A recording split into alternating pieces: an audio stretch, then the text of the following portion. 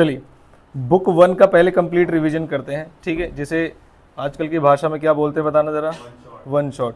तो one shot revision करेंगे और जो जो बच्चे लेट है उन्हें वन शॉट लगा के तब बिठाएंगे, ठीक है। तो वन शॉट रिवीजन करेंगे पहले।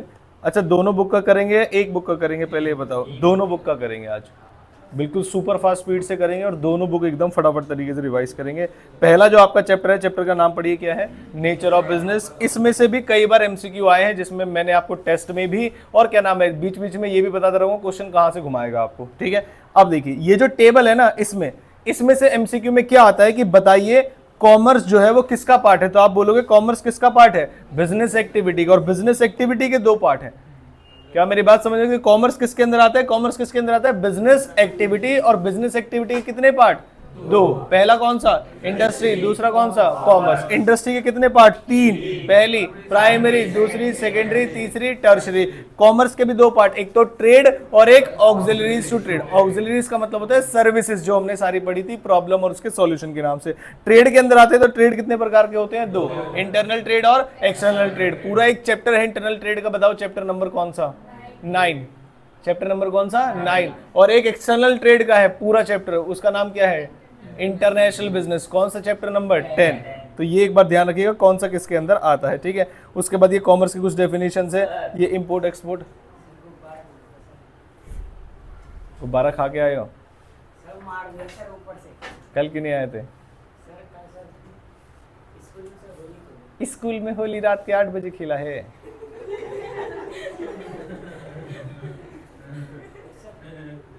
कल सुबह भी नहीं आए थे,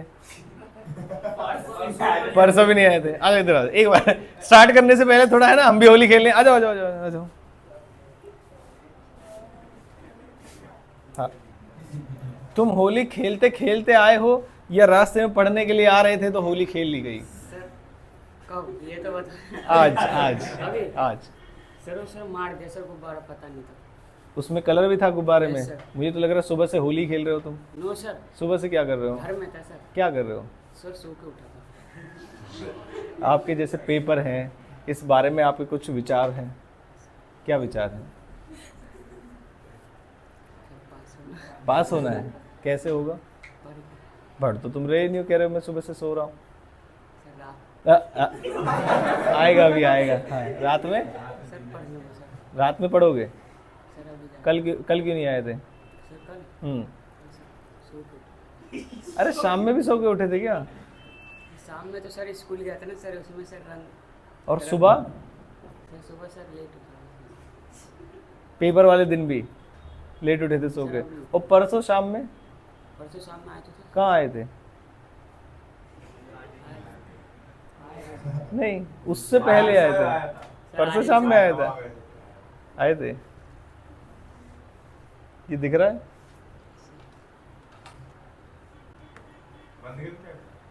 अभी शुरुआत करें या मतलब क्लास के बाद? क्लास के बाद। चलो, खुद ही एग्री कर रहा है, फिर देखना ये निकास में छोड़ दो सर, ठीक है। चलो हट, बैठो बैठो। इंडस्ट्रीज कितने प्रकार की होती है बताओ? हाँ जी, हाँ पहन लो।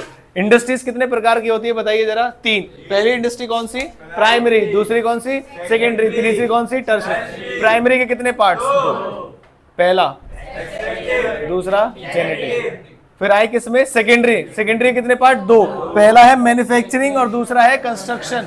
मैन्युफैक्चरिंग के कितने parts? 4। Analytical, synthetical, processing, assembly. बहुत बढ़िया। उसके बाद आते हैं ये इनकी डेफिनेशन है, ये शायद आप पढ़ लेंगे, इसमें कोई दिक्कत वाली बात ही नहीं है। आगे चले हम किसकी तरफ, फटाफट से बताइए, बिजनेस रिस्क। लेकिन ऊपर वाली इंडस्ट्रीज में मुझे 1-2 बातें पूछनी, शायद उससे रिवीजन हो जाए। अगर एक ही रॉ मटेरियल है और मल्टीपल फिनिश गुड्स बनाए जा रहे हैं तो कौन सी इंडस्ट्री है?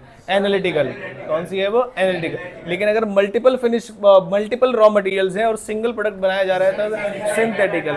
मल्टीपल कंपोनेंट्स है और उन्हें जोड़ा जा रहा है, असेंबलिंग हो जाता है। और मल्टीपल स्टेजेस है तो प्रोसेसिंग। इस तरीके से जेनेटिक में क्या होता है बताइए? ब्रीडिंग ऑफ प्लांट्स या एनिमल्स, वो उसके अंदर आते हैं। एक्सट्रैक्शन में जो नेचुरल रिसोर्सेज है उसे उखाड़ते हैं, वो सब बातें उसके अंदर आती है। नेक्स्ट टॉपिक कौन सा है फटाफट से बताइए? Business risk. बिजनेस रिस्क का पहली चीज क्या?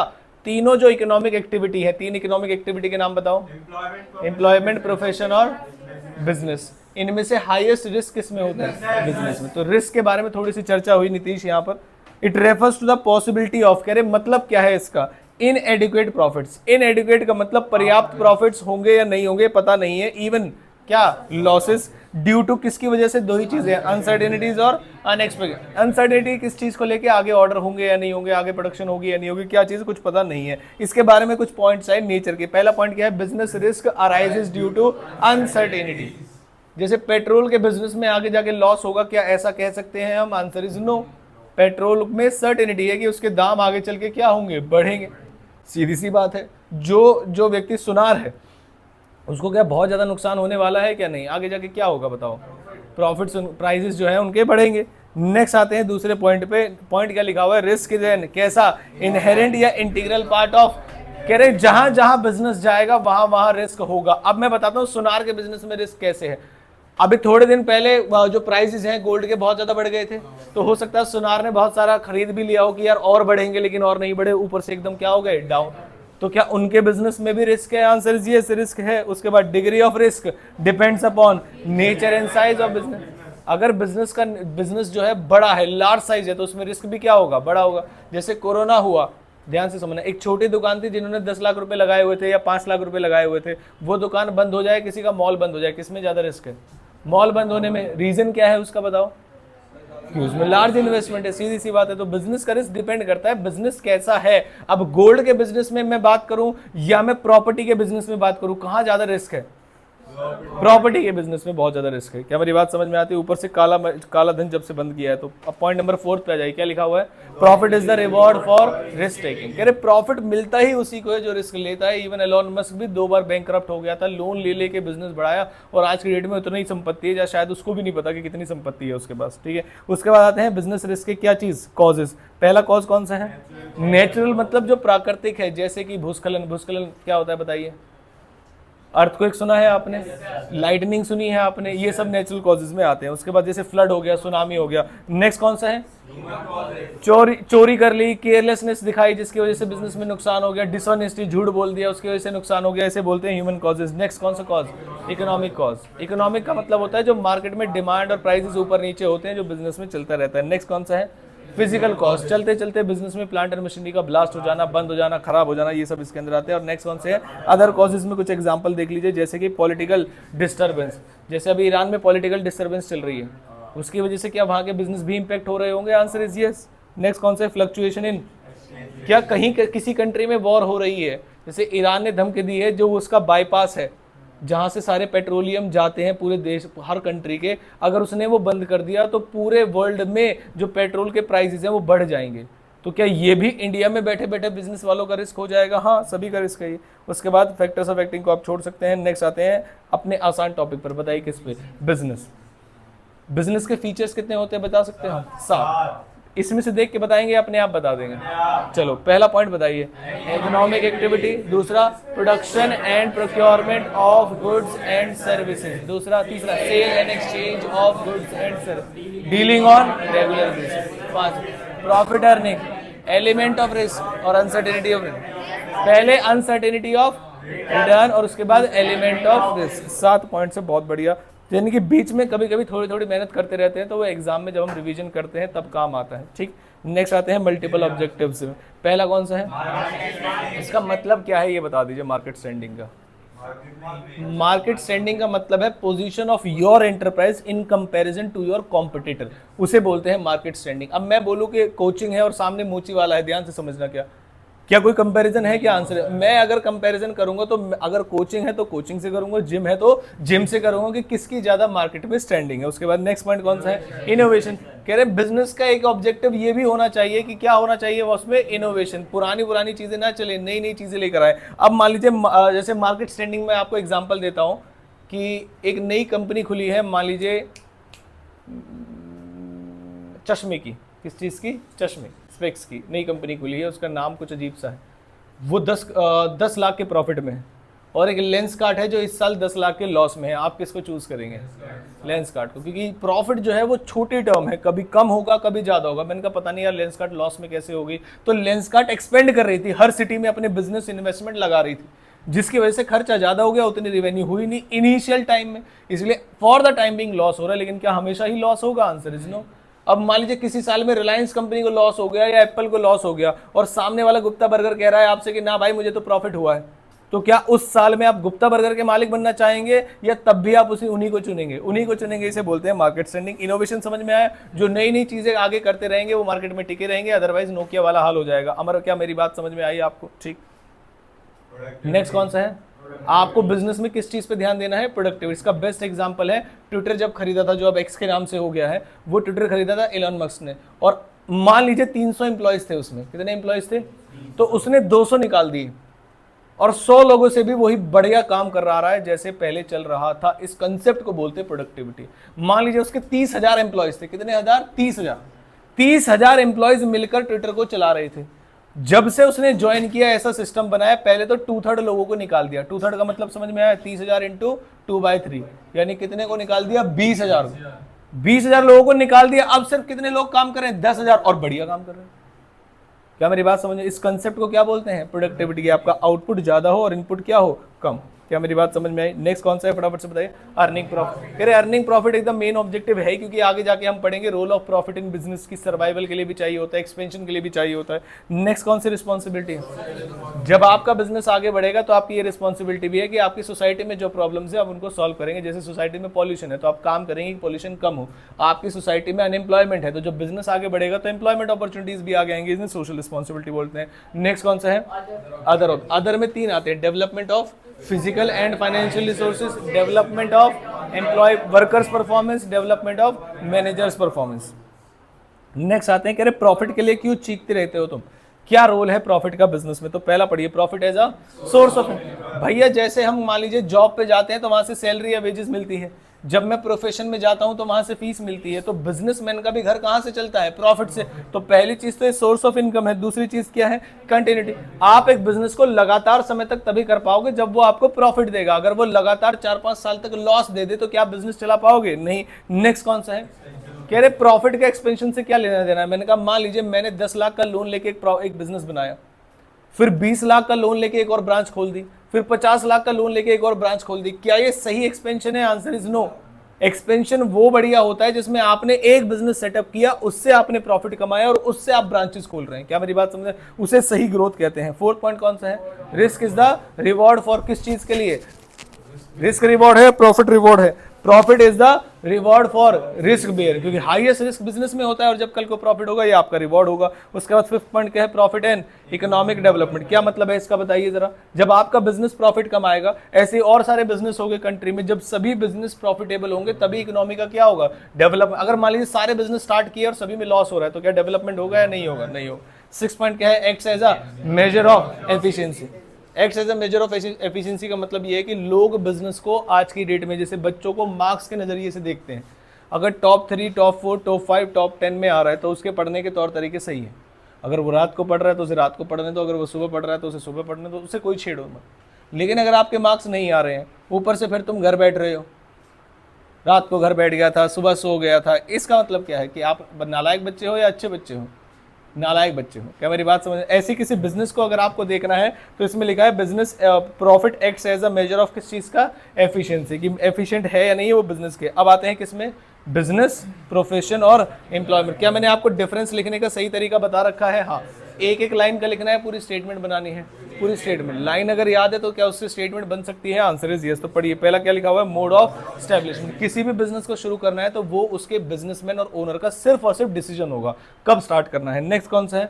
प्रोफेशन। प्रोफेशन में क्या करना पड़ेगा? पहले आपको कोई प्रोफेशनल एग्जाम और डिग्री क्रैक करनी पड़ेगी, क्लियर करनी पड़ेगी, प्लस एक सर्टिफिकेट लेना पड़ेगा, तब जाके होता है। नेक्स्ट कौन सा है? एम्प्लॉयमेंट। एम्प्लॉयमेंट का क्या मतलब है बताइए? एम्प्लॉयमेंट का एम्प्लॉयमेंट कैसे शुरू होता है? जब कोई कंपनी में आपको ऑफर लेटर मिलेगा तब आप, या अपॉइंटमेंट लेटर मिलेगा उससे। नेचर ऑफ वर्क, कह रहे बिजनेस में क्या करते हैं? मैंने कहा गुड्स या सर्विसेज को बेचते हैं। प्रोफेशन में क्या करते हैं? प्रोफेशनल सर्विसेज को प्रोवाइड करते हैं। एम्प्लॉयमेंट में हम अपनी सर्विसेज देते हैं, ड्यूटी या रोल्स आते हैं जो हमारा एम्प्लॉयर हमें देता है। नेक्स्ट कौन सा है? क्वालिफिकेशन। क्या बिजनेस को करने के लिए कोई क्वालिफिकेशन, एक्सपीरियंस चाहिए? नहीं। प्रोफेशन में चाहिए? यस। एम्प्लॉयमेंट में चाहिए? यस, एज पर एम्प्लॉयर जो वो बोल दे। नेक्स्ट कौन सा है? रिवॉर्ड। बिजनेस को करने से वापस में क्या मिलता है? प्रॉफिट। प्रोफेशन को करने में फीस, और तीसरा सैलरी और wages.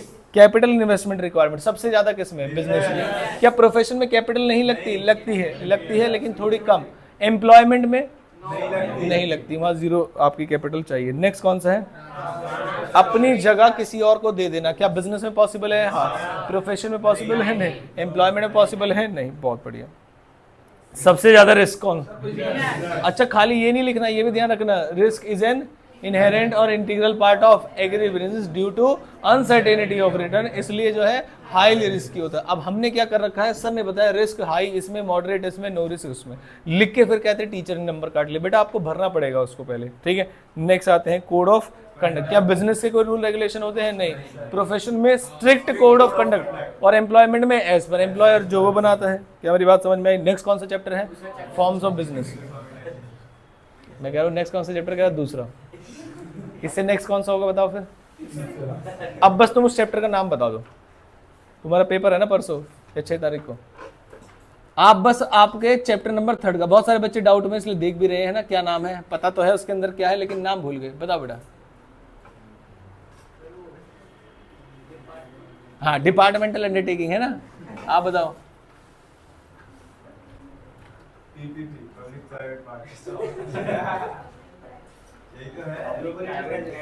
Public private and global enterprise. नालायक कहीं के, है ना।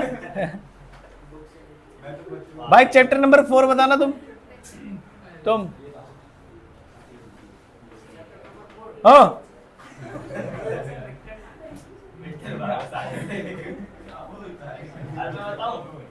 अरे सबको पता है यार, क्या बहुत बड़ी बात है इसमें। चलिए चैप्टर नंबर 2 में आइए, क्या लिखा हुआ है इसमें? Forms of business of. यहां पर हम गवर्नमेंट की बात करेंगे या प्राइवेट लोगों की बात करेंगे?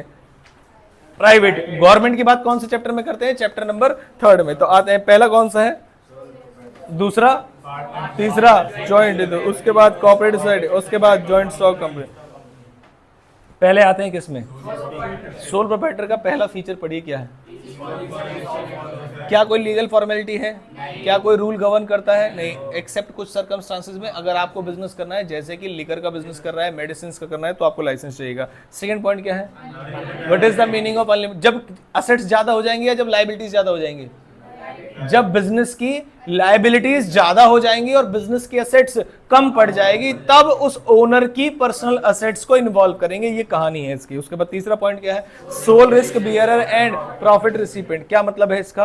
अकेले ही रिस्क लोगे और जब प्रॉफिट ज्यादा आएगा वो भी तुम्हारा अकेले का होगा। नेक्स्ट आते हैं, कैसा कंट्रोल होता है? Absolute, no interference, no discussion. उसके बाद next point, no separate entity. आपका बिजनेस और आप अलग नहीं है। आपकी एसेट्स बिजनेस के एसेट्स, बिजनेस के एसेट्स आपकी एसेट्स, आपकी लायबिलिटी बिजनेस की लायबिलिटी और बिजनेस की लायबिलिटी दो आपकी लायबिलिटी। इस तरीके से काम आगे चलता है। Next, lack of business continuity. अगर ओनर को यानी सोल प्रोप्राइटर को कुछ भी हो जाता है, डेथ, इंसॉल्वेंसी, इंसैनिटी, कुछ भी, तो आपका बिजनेस क्या हो जाएगा? बंद हो जाएगा, क्योंकि सेपरेट एंटिटी नहीं है। उसके बाद आते हैं किस पे? मेरिट्स पे। पहला पॉइंट क्या है मेरिट्स में? क्विक डिसीजन मेकिंग, क्योंकि किसी से आपको डिस्कशन करना नहीं है, इसलिए डिसीजन मेकिंग जल्दी हो जाएगी। नेक्स्ट कौन सा है? कॉन्फिडेंशियलिटी ऑफ, क्योंकि क्या कंपलसरी नहीं है? रजिस्ट्रेशन। क्या कंपलसरी नहीं है? रजिस्ट्रेशन कंपलसरी नहीं है, तो बुक्स ऑफ अकाउंट्स दिखाने पड़ेंगे क्या? नहीं, ना बुक्स ऑफ अकाउंट्स दिखाने पड़ेंगे और ना ही किसी को बताना पड़ेगा। इसलिए आपकी क्या मेंटेन रहेगी? कॉन्फिडेंशियलिटी, या फिर इसे सीक्रेसी के नाम से भी जानते हैं। उसके बाद नेक्स्ट पॉइंट क्या है? जब आप ही सारा रिस्क लोगे तो सारा फायदा भी किसका होगा? आप ही का। सेंस ऑफ, जब बिजनेस आगे बढ़ेगा, कहीं जॉब कर रहे हो वो आगे बढ़ रहा है, उससे ज्यादा अच्छी फीलिंग है जब आपका खुद का बिजनेस आगे बढ़ेगा। क्या मेरी बात समझ में आती है? नेक्स्ट पॉइंट क्या है? ईज ऑफ फॉर्मेशन, आसानी से ओपन हो सकता है और आसानी से बंद हो सकता है। जबकि कंपनी में क्या होता है? मुश्किल से बनती है और उससे भी मुश्किल से बंद होने की प्रक्रिया है उसकी। नेक्स्ट आते हैं डीमेरिट्स में। सबसे पहला पॉइंट, आपके पास रिसोर्सेज कम है। अगर मैं कंपेयर करूं पार्टनरशिप में, क्या उसके पास ज्यादा होंगे या कम होंगे?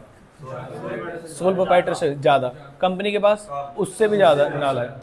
Next, limited managerial skill. क्या एक ही व्यक्ति सारे बिजनेस को संभालने की कोशिश करता है? हाँ, लेकिन क्या उससे अच्छे से हो पाएगा? नहीं, क्योंकि एक ही व्यक्ति के अंदर सारे टैलेंट नहीं हो सकते। थर्ड पॉइंट क्या है? Unlimited liability. ये बता दिया हमने, जब पर्सनल सेट्स इन्वॉल्व होंगे। नेक्स्ट कौन सा है? Lack of business continuity. ये हमने फीचर्स में बता दिया था। नेक्स्ट आगे किस पे? पार्टनरशिप। पार्टनरशिप के फीचर्स पे है सबसे पहला ईज ऑफ फॉर्मेशन। क्या पार्टनरशिप में रजिस्ट्रेशन कंपलसरी है? नहीं, लेकिन क्या रजिस्ट्रेशन के लिए एक्ट है? हाँ, इंडियन पार्टनरशिप एक्ट 1932 ये एक्ट है। क्या इसमें रजिस्ट्रेशन कराना होता है? हाँ, लेकिन क्या लीगल फॉर्मेलिटीज एक कंपनी को रजिस्टर कराने के है उससे ज्यादा है या उससे कम है? इसलिए लिखा हुआ है ease of formation and closure. Second point क्या है? यानी कि जैसे सोल प्रोप्राइटर होता है वैसे ही पार्टनर्स होते हैं। जो भी पार्टनर, जो भी लायबिलिटी होगी बिजनेस पार्टनरशिप की, अगर उनकी असेट्स कम पड़ जाती हैं बिजनेस की, तो पार्टनर के घर की असेट्स को लेकर आया जाएगा अलग अलग रेशियो में। थर्ड पॉइंट क्या है? Risk share. क्योंकि वहां पर अकेला व्यक्ति था क्योंकि वहां पर क्या था? अकेला व्यक्ति था। अब अकेला व्यक्ति तो क्या था? रिस्क खुद लेना पड़ रहा था, सोल रिस्क बियरर। लेकिन यहां पर एक से ज्यादा लोग होंगे तो क्या बोलेंगे? Risk is shared. Fourth point, decision making and control. Decision making कैसी होगी फटाफट से बताइए? बैलेंस डिसीजन मेकिंग होगी, कंट्रोल भी अच्छा होगा, क्योंकि आप सेकंड ओपिनियन भी ले सकते हैं। ठीक है। फिफ्थ पॉइंट पढ़िए, क्या लिखा है? लैक ऑफ, क्या लिखा हुआ है? कॉन्टिन्यूटी। क्या बिजनेस कंटिन्यूस होगा? जैसे 4 पार्टनर से एक की डेथ हो गई तो क्या बिजनेस कंटिन्यूस रहेगा? क्या बताइए जरा फटाफट से। नहीं। सारे बच्चे एक बार ताली बजा, ताली इधर आ जाइए।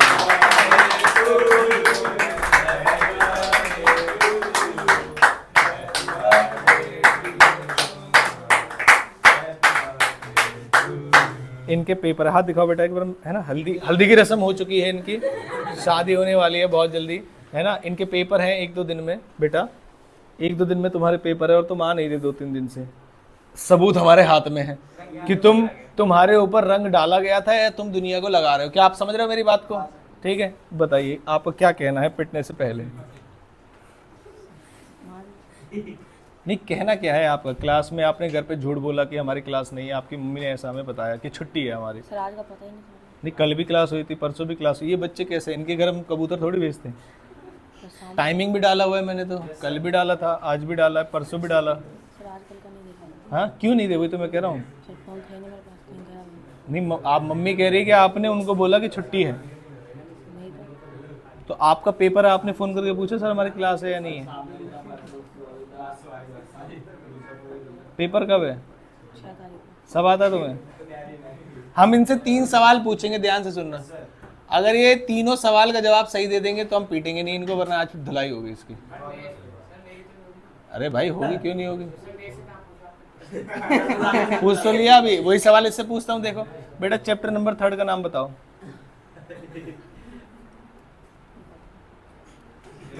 बेटा तुम्हारा पेपर है, पढ़ रहे थे तुम घर पे? क्यों नहीं पढ़ रहे? मतलब नंबर वंबर नहीं लाने? सब आता है तुम्हें तो तुम पढ़ क्यों नहीं रहे?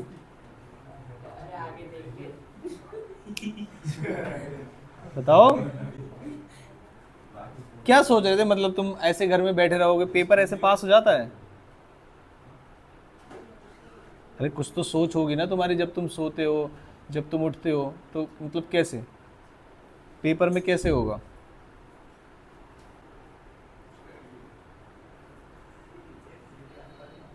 अरे बताओ यार, होली खेली? ये कौन सा कलर है ये बताओ पहले। लड्डू कलर कितने का आता है? 20 रुपए का? अरे नहीं भाई, महंगा आता है।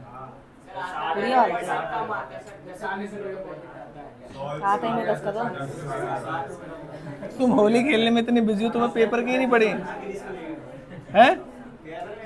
डर भी तो होना चाहिए ना कि वहां 2 जल्लाद जान से मार देंगे तुम्हें। सर पता नहीं था 2 दिन का। 2 दिन का कैसे बताएं? तुम्हारे घर आके थोड़ी बताएंगे भाई, शेड्यूल डाल रहे हैं ना हम तो। देखो सर देखा नहीं शेड्यूल। अरे तो हम कैसे बताएंगे आपको? कंफर्म में डेली आना होता है। देखो बाकी बच्चे कैसे आ रहे हैं।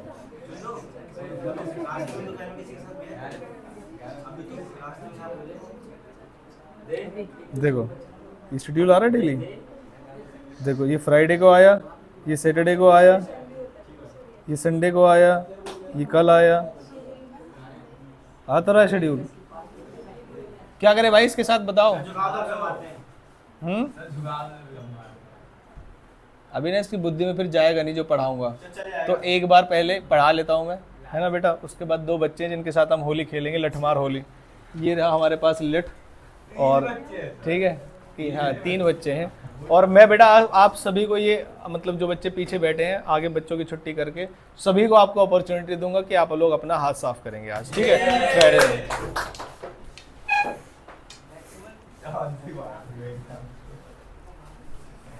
चलिए इधर हम बताइए, सोल प्रोप्राइटरशिप में थे या पार्टनरशिप में थे? सबसे बड़ा डर होता है पार्टनरशिप के अंदर ये वाला पॉइंट कि पार्टनरशिप में लैक ऑफ कंटिन्यूटी कैसे? 4 पार्टनर से 1 मर गया तो क्या बिजनेस बंद हो जाएगा?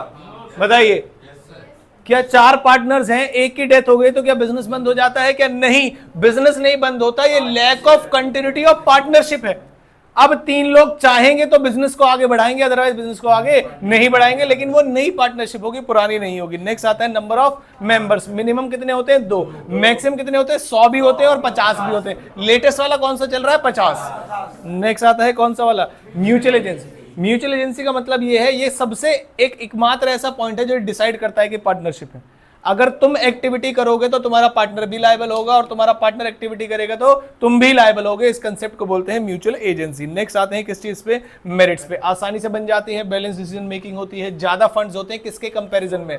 सोल प्रोवाइडर में एक व्यक्ति की लोन लेने की कैपेसिटी या सेविंग्स तक लिमिटेड होता है, और वहां पर एक से ज्यादा लोग होंगे। नेक्स्ट कौन सा है? Risk sharing. वहां पर रिस्क का बहुत ज्यादा दिक्कत है। नेक्स्ट कौन सा है? कॉन्फिडेंशियलिटी। इसमें भी रजिस्ट्रेशन क्योंकि क्या नहीं है? कंपलसरी नहीं है, और बहुत ज्यादा लीगल फॉर्मेलिटीज भी इसके अंदर नहीं है। डीमेरिट्स में क्या है बताइए? जैसे सोल प्रोवाइडर की है। नेक्स्ट क्या है? अब मैं किससे कंपेयर कर रहा हूं? कंपनी से। नेक्स्ट आते हैं पॉसिबिलिटी ऑफ कॉन्फ्लिक्ट्स। कॉन्फ्लिक्ट्स का क्या मतलब होता है? लड़ाई। जहां 2 बर्तन होंगे क्या वहां खटकेंगे भी? Answer is yes. बेटा इधर ध्यान दो बस। 4th point, lack of business continuity. बता दिया इसका मतलब क्या है। नेक्स्ट बताइए, लैक ऑफ कॉन्फिडेंस पब्लिक का तब आता है जब आप डॉक्यूमेंट्स, रजिस्ट्रेशन, सारी चीजें करा के उनको बैलेंस शीट वगैरह दिखाते हो जैसे कंपनी करती है, और जब तुम ऐसा नहीं करते तो पब्लिक का कॉन्फिडेंस नहीं रहता। नेक्स्ट आते हैं किस पे? Joint in the family business. इसके फीचर्स पे आते हैं। सबसे पहला क्या है? Formation. Joint in the family business क्या कब होती है? मैंने कहा पहली चीज, एक तो जॉइंट हिंदू फैमिली होनी चाहिए, और उनकी कोई एंसेस्ट्रल प्रॉपर्टी या बिजनेस होना चाहिए जिसमें आप भागीदार हैं। इसमें जो मेंबरशिप है वो कैसे मिलती है? By birth. आप पैदा हुए, मेल है या फीमेल है उसके अंदर। अब एक क्वेश्चन आया था एक बहुत बढ़िया, एक बच्चे ने मेरे से पूछा था कि उसमें क्या लिखें। उसमें लिखा हुआ था कि बताइए जो जॉइंट हिंदू फैमिली बिजनेस है उसमें लेटेस्ट ऐसे क्या चेंजेस आए जिसमें उसने इक्वेलिटी की बात की, जिसमें उसने इक्वेलिटी को जस्टिफाई करने की बात की। बताइए क्या मतलब था इसका? यानी कि ओल्ड प्रोविजन क्या था? Eldest male member. Old provision क्या था? Eldest male member should be करता। क्या मेरी बात समझ में? और नया प्रोविजन क्या है? Only eldest member can become करता, वेदर मेल और फीमेल। तो क्या यहां पर इक्वालिटी की बातें की गई हैं? आंसर इज यस, इक्वालिटी की बातें की गई हैं। अब आते हैं लायबिलिटी पे। 2 तरीके के लोग होंगे। पहला कौन सा होगा? कर्ता, और दूसरा क्या होगा? Other member. कर्ता की लायबिलिटी अनलिमिटेड और अदर मेंबर की लायबिलिटी लिमिटेड। नेक्स्ट आते हैं किस पे? कंट्रोल।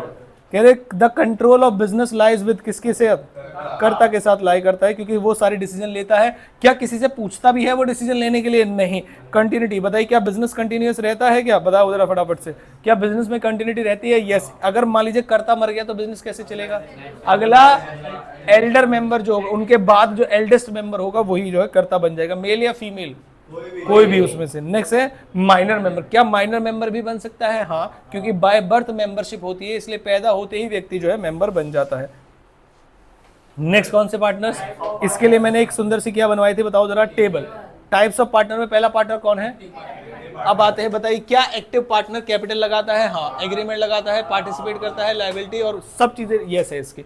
अब स्लीपिंग पार्टनर में एक चीज हटा दो बस, पार्टिसिपेशन। यानी कि वो एग्रीमेंट से पार्टनर भी है, यानी कि वो कैपिटल भी लगाता है, यानी कि वो एग्रीमेंट भी करता है, यानी कि वो लायबल भी होता है, प्रॉफिट भी शेयर करता है, बस पार्टिसिपेट नहीं करता। नेक्स्ट कौन सा है? क्या नॉमिनल पार्टनर पैसे लगाता है? नहीं। प्रॉफिट शेयरिंग करता है? नहीं। पार्टिसिपेट करता है? नहीं। एग्रीमेंट से होता है? हाँ।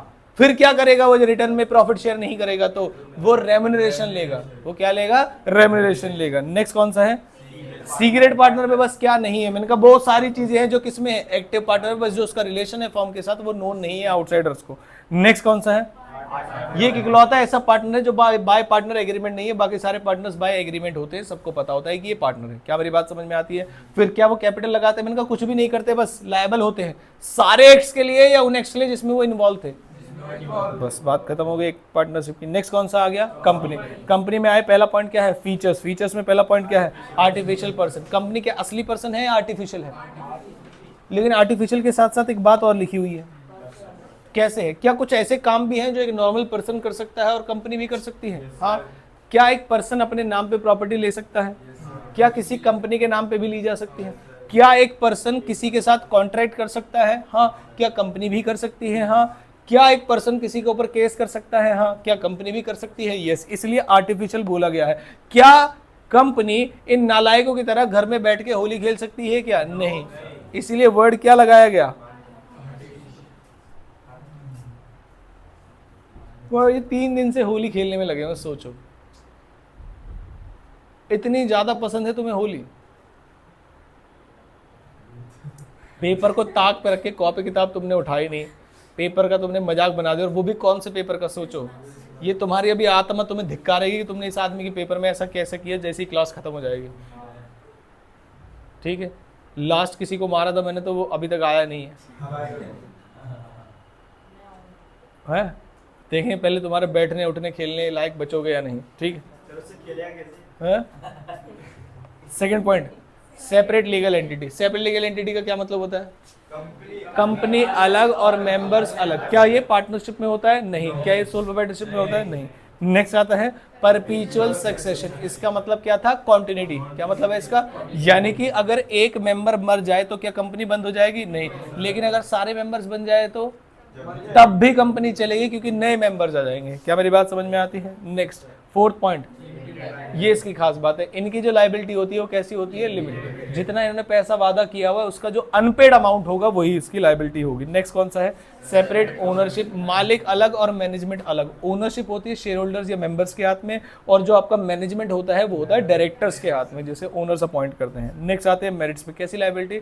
लिमिटेड लायबिलिटी इसका एक मेरिट है। दूसरा point, transfer of interest. Transfer of interest का मतलब क्या? एक शेयर होल्डर अपने शेयर को बेच के किसी और को पैसे दे सकता है। हाँ।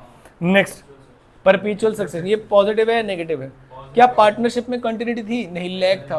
क्या सोल प्रोप्राइटरशिप में कंटिन्यूटी थी? नहीं। लेकिन क्या कंपनी में कंटिन्यूटी है? हाँ। नेक्स्ट आते हैं scope for specially private public company. एक होती है प्राइवेट कंपनी, एक होती है पब्लिक।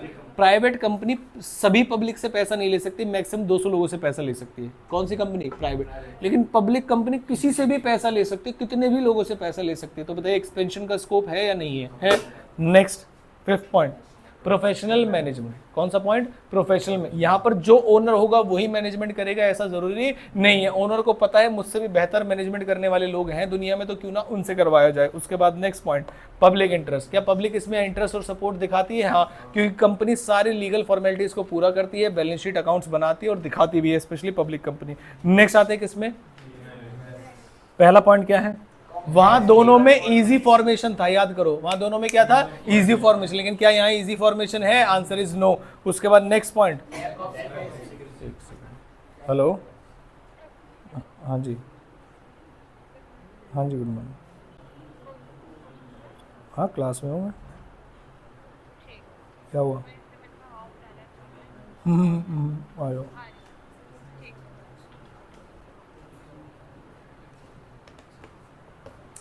मैं फिर भी एक बात कहना चाहूँगा, आपको क्या लगता है ये जो व्यक्ति बोल रहा है कि मुझे क्लास का पता नहीं, ये बात झूठ है या सच है? झूठ। मैंने मैसेज देखा नहीं, ये बात झूठ है या सच है? हैं? अरे उसका भी जवाब होगा भाई उसके पास, बताओ क्या? मम्मी ने देखा और मुझे बताया नहीं, और अभी मम्मी को बुलाऊं कहानी कुछ और ही निकलेगी, देखना।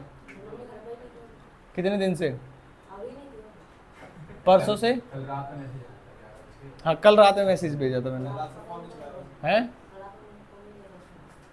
परसों? कल दिन में? पूरे दिन? बेटा ये तुम्हारे हाथों की मेहंदी बता रही है, हल्दी, कि तुम क्या कर रहे थे, है ना। अब तुम्हारे बॉडी की लाली बताएगी कि तुम ट्यूशन में क्या करके आए हो, है ना, नालायक। Next second point, lack of secrecy. Secrecy का मतलब क्या है? क्या ये सीक्रेसी मेंटेन कर पाएंगे? क्या पब्लिक का सपोर्ट तभी मिलेगा जब सब कुछ दिखाओगे बताओगे, तो सीक्रेसी किस बात की। उसके बाद third point, no direct incentive. कोई डायरेक्ट इंसेंटिव नहीं है। मान लीजिए मैं किसी कंपनी में काम करता हूं और प्रॉफिट हुआ है, तो क्या सारा प्रॉफिट मुझे दे देंगे? नहीं। मैं किसी कंपनी का मालिक हूं जिसमें प्रॉफिट कमाए, तो क्या सारा प्रॉफिट मुझे दे देंगे? नहीं। तो डायरेक्ट इंसेंटिव नहीं है। Fourth point, delay. हर डिसीजन को लेने से पहले क्या होती है? मीटिंग, और उसे क्या हो जाता है? डिले हो जाता है। मीटिंग सुन लो, आगे जाके पढ़ाया जाता है। कम से कम 21 दिन पहले, कितने दिन पहले? 21 दिन पहले मेंबर्स को नोटिस देना होता है कि हमें मीटिंग करनी है। तो यानी कि 21 दिन तो वैसे ही खत्म हो गए, फिर वो मीटिंग मल्टीपल स्टेजेस में चलती है, फिर उसमें डिसीजन आते हैं। तो समय ज़्यादा लगा या समय कम लगा? बहुत ज़्यादा लगा। 1 महीना तो मिनिमम लग गया ना कोई डिसीजन लेने में। क्या मेरी बात समझ में आती है? फिफ्थ पॉइंट क्या है? ओलिगारिक मैनेजमेंट। ओलिगारिक मैनेजमेंट का मतलब ये है, जैसे मान लीजिए कोई ओनर है और वही बिजनेस को चला रहा है, तो वो तो बेस्ट डिसीजन लेगा ना। लेकिन अगर मैनेजमेंट किसी और लोगों के हाथ में, तो कई बार ऐसा भी तो हो सकता है वो अपने फायदे के लिए काम कर जाए। इस कंसेप्ट को बोलते हैं ओलिगारिक मैनेजमेंट। जिसका बिजनेस है वो कभी अपने बिजनेस के लिए गलत डिसीजन लेगा ही नहीं। वो ऐसा डिसीजन लेगा जो बिजनेस की बेहतरी के लिए होगा। लेकिन मैनेजमेंट कई बार ऐसा कर देता है कि वो मैनेजमेंट के फायदे के लिए ऐसा कर सकता है। फॉर एग्जांपल, मुझे किसी कंपनी में मैनेजमेंट में बना दिया गया, ध्यान से सुनना, मेरा ही कोई स्टूडेंट है जिसने नया नया बिजनेस शुरू किया है फर्नीचर सप्लाई करने का, और मेरी कंपनी में फर्नीचर की रिक्वायरमेंट थी, सुनो ध्यान से। तो ऐसा हो सकता है जिनकी बेस्ट कोटेशन हो उसको ना देके मैं अपने स्टूडेंट को दे दूं, इसलिए कि मेरा या तो स्टूडेंट थोड़ा जल्दी आगे ग्रो कर जाए, या फिर वो मेरे से कुछ मांडवाली कर रहे हैं। मांडवाली का मतलब समझते हो, कुछ पैसे ही लेन देन इधर उधर कर दे। क्या मेरी बात समझ में आए? दोनों ही केसेस में उस मैनेजमेंट को क्या बोलेंगे हम? ओलिगारिक मैनेजमेंट। ऐसा मैनेजमेंट जो पर्सनल बेनिफिट और गेन के लिए किया जाता है उसको ओलिगारिक मैनेजमेंट बोलते हैं। फॉर्मेशन ऑफ कंपनी कितने स्टेजेस हैं? 4। अगर कोई प्राइवेट कंपनी, भाई साहब बस निकल जाएगी इसके अंदर से, सुबह सुबह नींद आ रही है तुम्हें, जिस को अभी नींद आते हुए मैंने देख लिया, तुम्हें सिर्फ बैठ के सुनना है यहाँ पर। अगर उसमें भी तुम्हें नींद आ रही है तो मैंने जिसको भी देख लिया भाई, अभी वो मुर्गा बनेगा, यहीं पर बन के दिखाएगा और आवाज और निकालेगा, और उसके ऊपर सुमंत को बिठा दूंगा।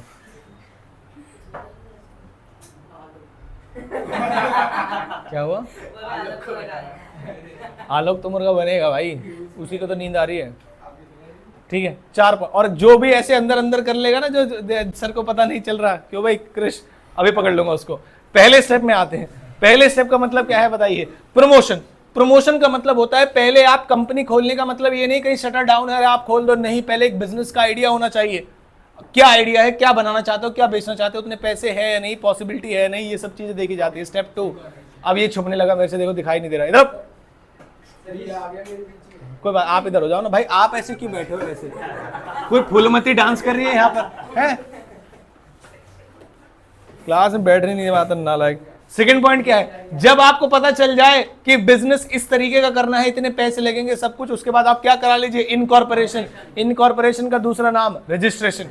आप रजिस्ट्रेशन करा लीजिए। प्राइवेट कंपनी इन 2 स्टेप्स में बन जाती है। प्राइवेट कंपनी इन 2 स्टेप्स में बन जाती है। फिर आए कितने स्टेप्स? 2 और। पहला स्टेप कौन सा है? Capital subscription.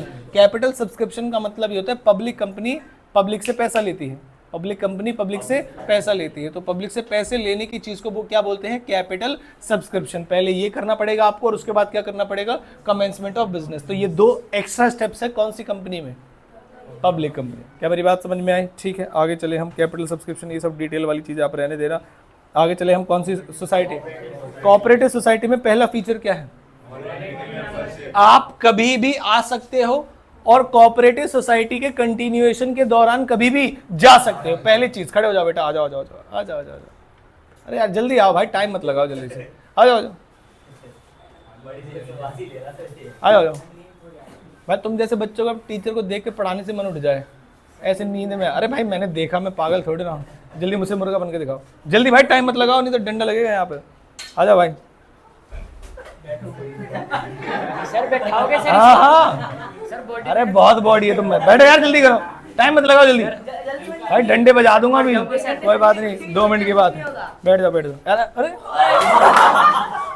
सर कूद के और बैठ रहा है सर, वो करना था ना सर। जैसा बोलूंगा उतना करना है बस। Sir sorry sir. अब नहीं करेगा। इधर, अरे इधर इधर, आराम से भाई, आराम से बस। अरे भाई डांस थोड़ी करना है, कुछ नहीं हुआ कुछ नहीं हुआ भाई, नींद निकालनी है बच्चे की। अरे हंसो मत, चुपचाप बैठो, चुपचाप, बस शाबाश शाबाश, बस बस बस बस। आवाज तो निकाल। अबे कांप क्यों रहा है?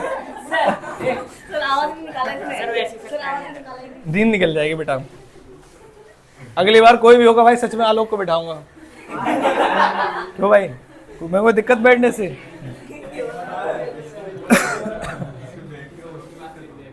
जब भाई पानी लेकर आओ उसमें बढ़िया सा, नॉर्मल है उसमें, भर के लेकर आओ। 2 बॉटल ढूंढ के ले आना।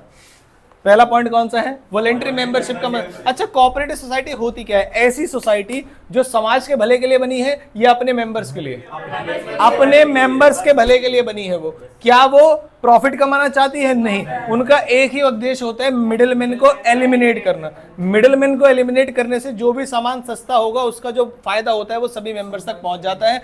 दूसरी चीज रेगुलर सप्लाई रहती है, हो सकता है मार्केट में जब अवेलेबिलिटी ना हो तो आप। तीसरी चीज एकजुटता रहती है, कोई इंडिविजुअल मेंबर है उसके अधिकारों का कोई अवहेलना हुई है तो उसे शायद कोई पूछे या ना पूछे। जैसे मान लीजिए आप बजरंग दल में हैं तो अगर आपके साथ कुछ गड़बड़ हो जाती है तो पूरा बजरंग दल आपको रिप्रेजेंट करता है। क्या मेरी बात समझ में आती है? तो किसी एक व्यक्ति के साथ कुछ गलत हो, उसकी आवाज़ ज़्यादा जल्दी सुनी जाएगी या ग्रुप की आवाज़ ज़्यादा जल्दी सुनी? ग्रुप की आवाज़ ज़्यादा जल्दी सुनी जाएगी। इसीलिए लोग क्या बनाते हैं? कोऑपरेटिव सोसाइटी, जिसके अंदर कोई भी मेंबर आ सकता है और कोई भी मेंबर जा सकता है। कोऑपरेटिव सोसाइटी का मतलब लड़ाई करने का ग्रुप है या अलग अलग उद्देश्य? खड़े हो जाओ बेटा, आ जाओ, अब वो बैठेगा, आ जाओ, आ जाओ। नहीं ये भाई नींद आ रही है ना? हाँ थोड़ा सा, हाँ बन जाओ, हाँ जब तक अमर आ रहा है। हाँ बेटा, धोखा नहीं, इंसाफ कहते हैं इसे। और पीछे बैठ, और लगना मत, पीछे से थोड़ा आगे हो जाओ। क्या पता भाई सुबह के जरूरी काम करके आए हो नहीं आए हो, क्या भाई? अरे छोड़ो मत उसे।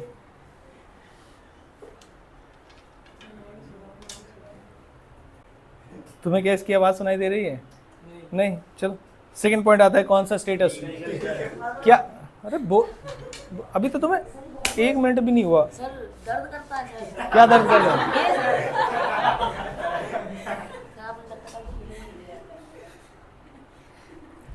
बोलना मत जब तक बीच में पढ़ा रहा हूँ, जितना बोलोगे 5 मिनट एक्स्ट्रा होते जाएंगे।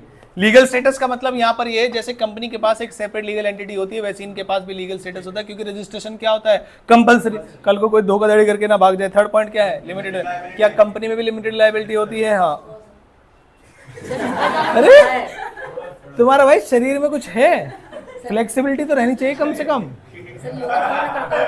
मुर्गा भाई बना, हमारे स्कूल में, सरकारी स्कूल में हमेशा मुर्गा बनाते थे। सर हमारे में नहीं बनता। तो अब मैं बना रहा हूँ, चलो। सर सरकारी स्कूल हाँ है? नहीं वो तो इसको टेंशन होगी, तुम्हें क्या हो रहा है? नेक्स्ट आती है फटाफट से, क्या चीज? कंट्रोल। कंट्रोल में क्या लिखा हुआ पढ़िए जरा। जैसे कंट्री कैसे चलती है आप बताइए, कंट्री कैसे चलती है? डेमोक्रेसी से, जिसमें हर व्यक्ति के पास एक वोट डालने का अधिकार है, चाहे वो अमीर है चाहे वो गरीब है। सेम कंसेप्ट होता है किसमें? कोऑपरेटिव सोसाइटी में। कोई भी डिसीजन लेने से पहले एक दूसरे से पूछा जाता है, चाहे वो अमीर है या गरीब है। नेक्स्ट आते हैं किस पे? मेरिट्स में। हाथ ऊपर करके खड़े हो जाओ, हाथ पूरे ऊपर, इधर इधर इधर, वो समझ जाएंगे। हाथ ऊपर बोलो, स्ट्रेट, बस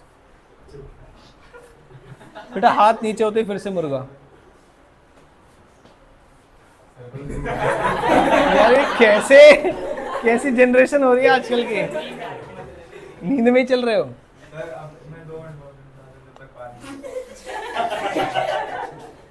चलो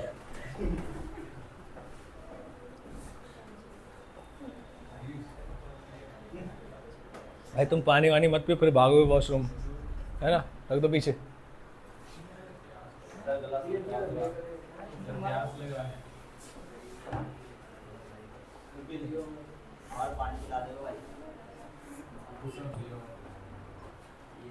कुछ नहीं, सीधे हाथों को बस।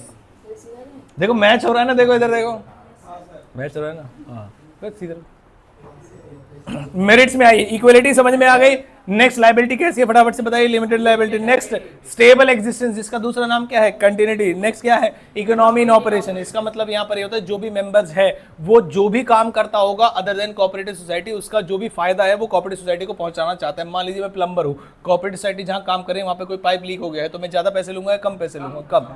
मान लीजिए मेरे पास गाड़ी है, किसी कोऑपरेटिव सोसाइटी को गाड़ी की जरूरत है, कोई सामान इधर से उधर है, तो वो मैं अपनी गाड़ी दे दूंगा। क्या मेरी बात? इस कंसेप्ट को बोलते हैं क्या? 5th point. मान लीजिए कहीं पर गड्ढे खुदे हैं और वहां पर दिक्कतें आ रही हैं, तो जिनकी कोऑपरेटिव सोसाइटी होती है वो भर लेते हैं। तो ऐसी कोऑपरेटिव सोसाइटीज को गवर्नमेंट क्या करती है बताइए? प्रमोट करती है क्या? हाँ प्रमोट करती है और सपोर्ट भी करती है, क्योंकि उसमें गवर्नमेंट के ऊपर हाई तौबा नहीं मचाते, हाई प्राइस हाइज हो गए, हाई चीजें नहीं मिल रही, वो अपने आप मैनेज कर लेते हैं। नेक्स्ट क्या है? मैंने कहा इसमें तो लेकिन रजिस्ट्रेशन कंपलसरी था, तो इजी कैसे हो गया फॉर्मेशन? जल्दी से बताना जरा। इसमें तो रजिस्ट्रेशन कंपलसरी था ना, तो फॉर्मेशन इजी कैसे हो गया? कंपनी के कंपैरिजन में जो लीगल फॉर्मेलिटीज है वो कम है। नेक्स्ट है किस चीज में? लिमिटेशन में पहला पॉइंट क्या है? Limited resources. जो इसके मेंबर्स है क्या वो अपनी पूरी संपत्ति लगा देते हैं जैसे पार्टनरशिप में लगाते हैं, या कुछ ही पैसा देते हैं? इसलिए जो रिसोर्सेज है वो क्या होते हैं? लिमिटेड। नेक्स्ट आइए second point, in efficiency in management. क्या मतलब है इसका बताइए? इन एफिशिएंसी इन मैनेजमेंट का। ओए बैठ जाओ चुपचाप।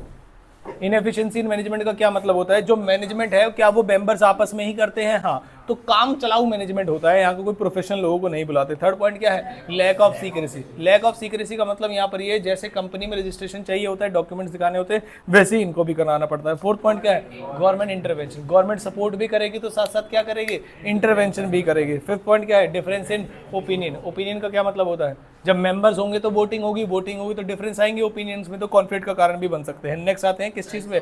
टाइप। पहला कौन सा है? कंज्यूमर। कंज्यूमर कोऑपरेटिव सोसाइटी ये कहते हैं कि आपको quality goods and services at reasonable price और रेगुलर सप्लाई में देने चाहिए, और कंज्यूमर्स को राइट इन्फॉर्मेशन देनी चाहिए, एडल्ट मार्केटिंग वगैरह नहीं करनी चाहिए। नेक्स्ट कौन सा आया पढ़ाइए? प्रोड्यूसर्स। प्रोड्यूसर कोऑपरेटिव सोसाइटी ये कहती है हमें सामान बनाना है। क्या करना है? हमें सामान को बनाना है। अब सामान बनाना है तो उसे कौन सी कोऑपरेटिव सोसाइटी बोलेंगे? Producers cooperative society. अब सामान को बनाने में फिनिश गुड्स चाहिए, रॉ मटेरियल चाहिए। रॉ मटेरियल, तो रॉ मटेरियल राइट क्वालिटी का और रीजनेबल प्राइस पे अवेलेबल हो, ऐसा करते हैं। भाई साहब खड़े हो जाइए, आ जाओ आ जाओ। अरे पूरी बस चली जाती भाई, अभी आ जाओ आ जाओ। अरे हापी मतलब क्या कह रहा है? उसी के लिए आ रहे हैं सब, बस नहीं आनी, जल्दी आ जाओ भाई। ये कितना खुश हो रहा है देखो, हैं? तो पहले इसको मुर्गा बना दो, इसको इसके ऊपर बिठा दो। एक बार पहले मुर्गा बना। हाँ भाई, एक बार मुर्गा तो बनना पड़ेगा, जल्दी बन के बस। हंस रहा है? मुर्गा बन। अबे मुर्गा बन, बट नहीं उसको बोल रहा हूँ, हंस रहा था ना। अरे मुर्गा बन। अगर जो पहले उठ गया वही पिटेगा और फिर बिठा दूंगा। जो पहले उठ गया वो पिटेगा, दूसरा वाला बैठ जाएगा।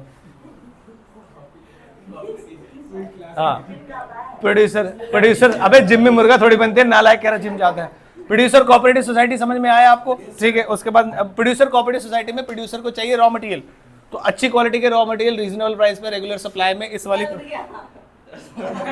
अरे तो किस बात का जिम जाता? बैठ जल्दी, बैठ बैठ। अरे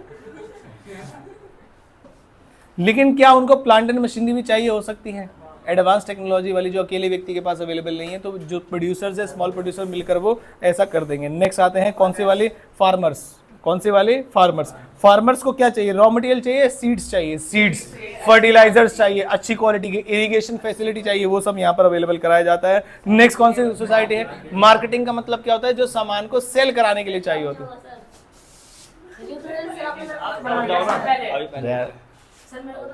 अब तीसरी बार है, जो पहले उठ गया। हाँ, अरे 2 बार हो गया ना। चलो चलो चलो जल्दी जल्दी।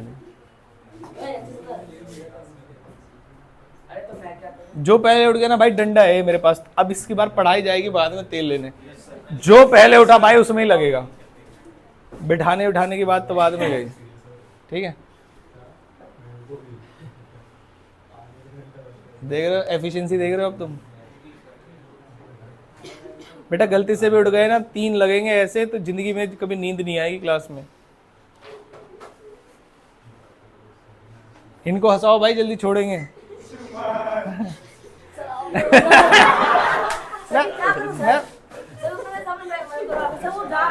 बेटा वो डेली आके पढ़ भी तो रहा है। चलो चलो, अभी तो नहीं आएगी नींद। और जो अरे भाई 3 दिन से तुम नहीं आ रहे, सोचो अभी तो मारा ही नहीं है हमने। अभी लग रही नहीं मारा तुमने। चलो चलो चलो,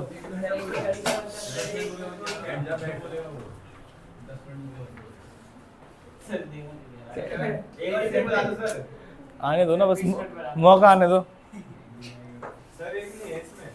कौन सी? Credit cooperative society. हाँ, वो हटाई थी सिलेबस से। मार्केटिंग कोऑपरेटिव सोसाइटी ये कहती है कि जो भी सामान बन गया है उसे सेल कराना है।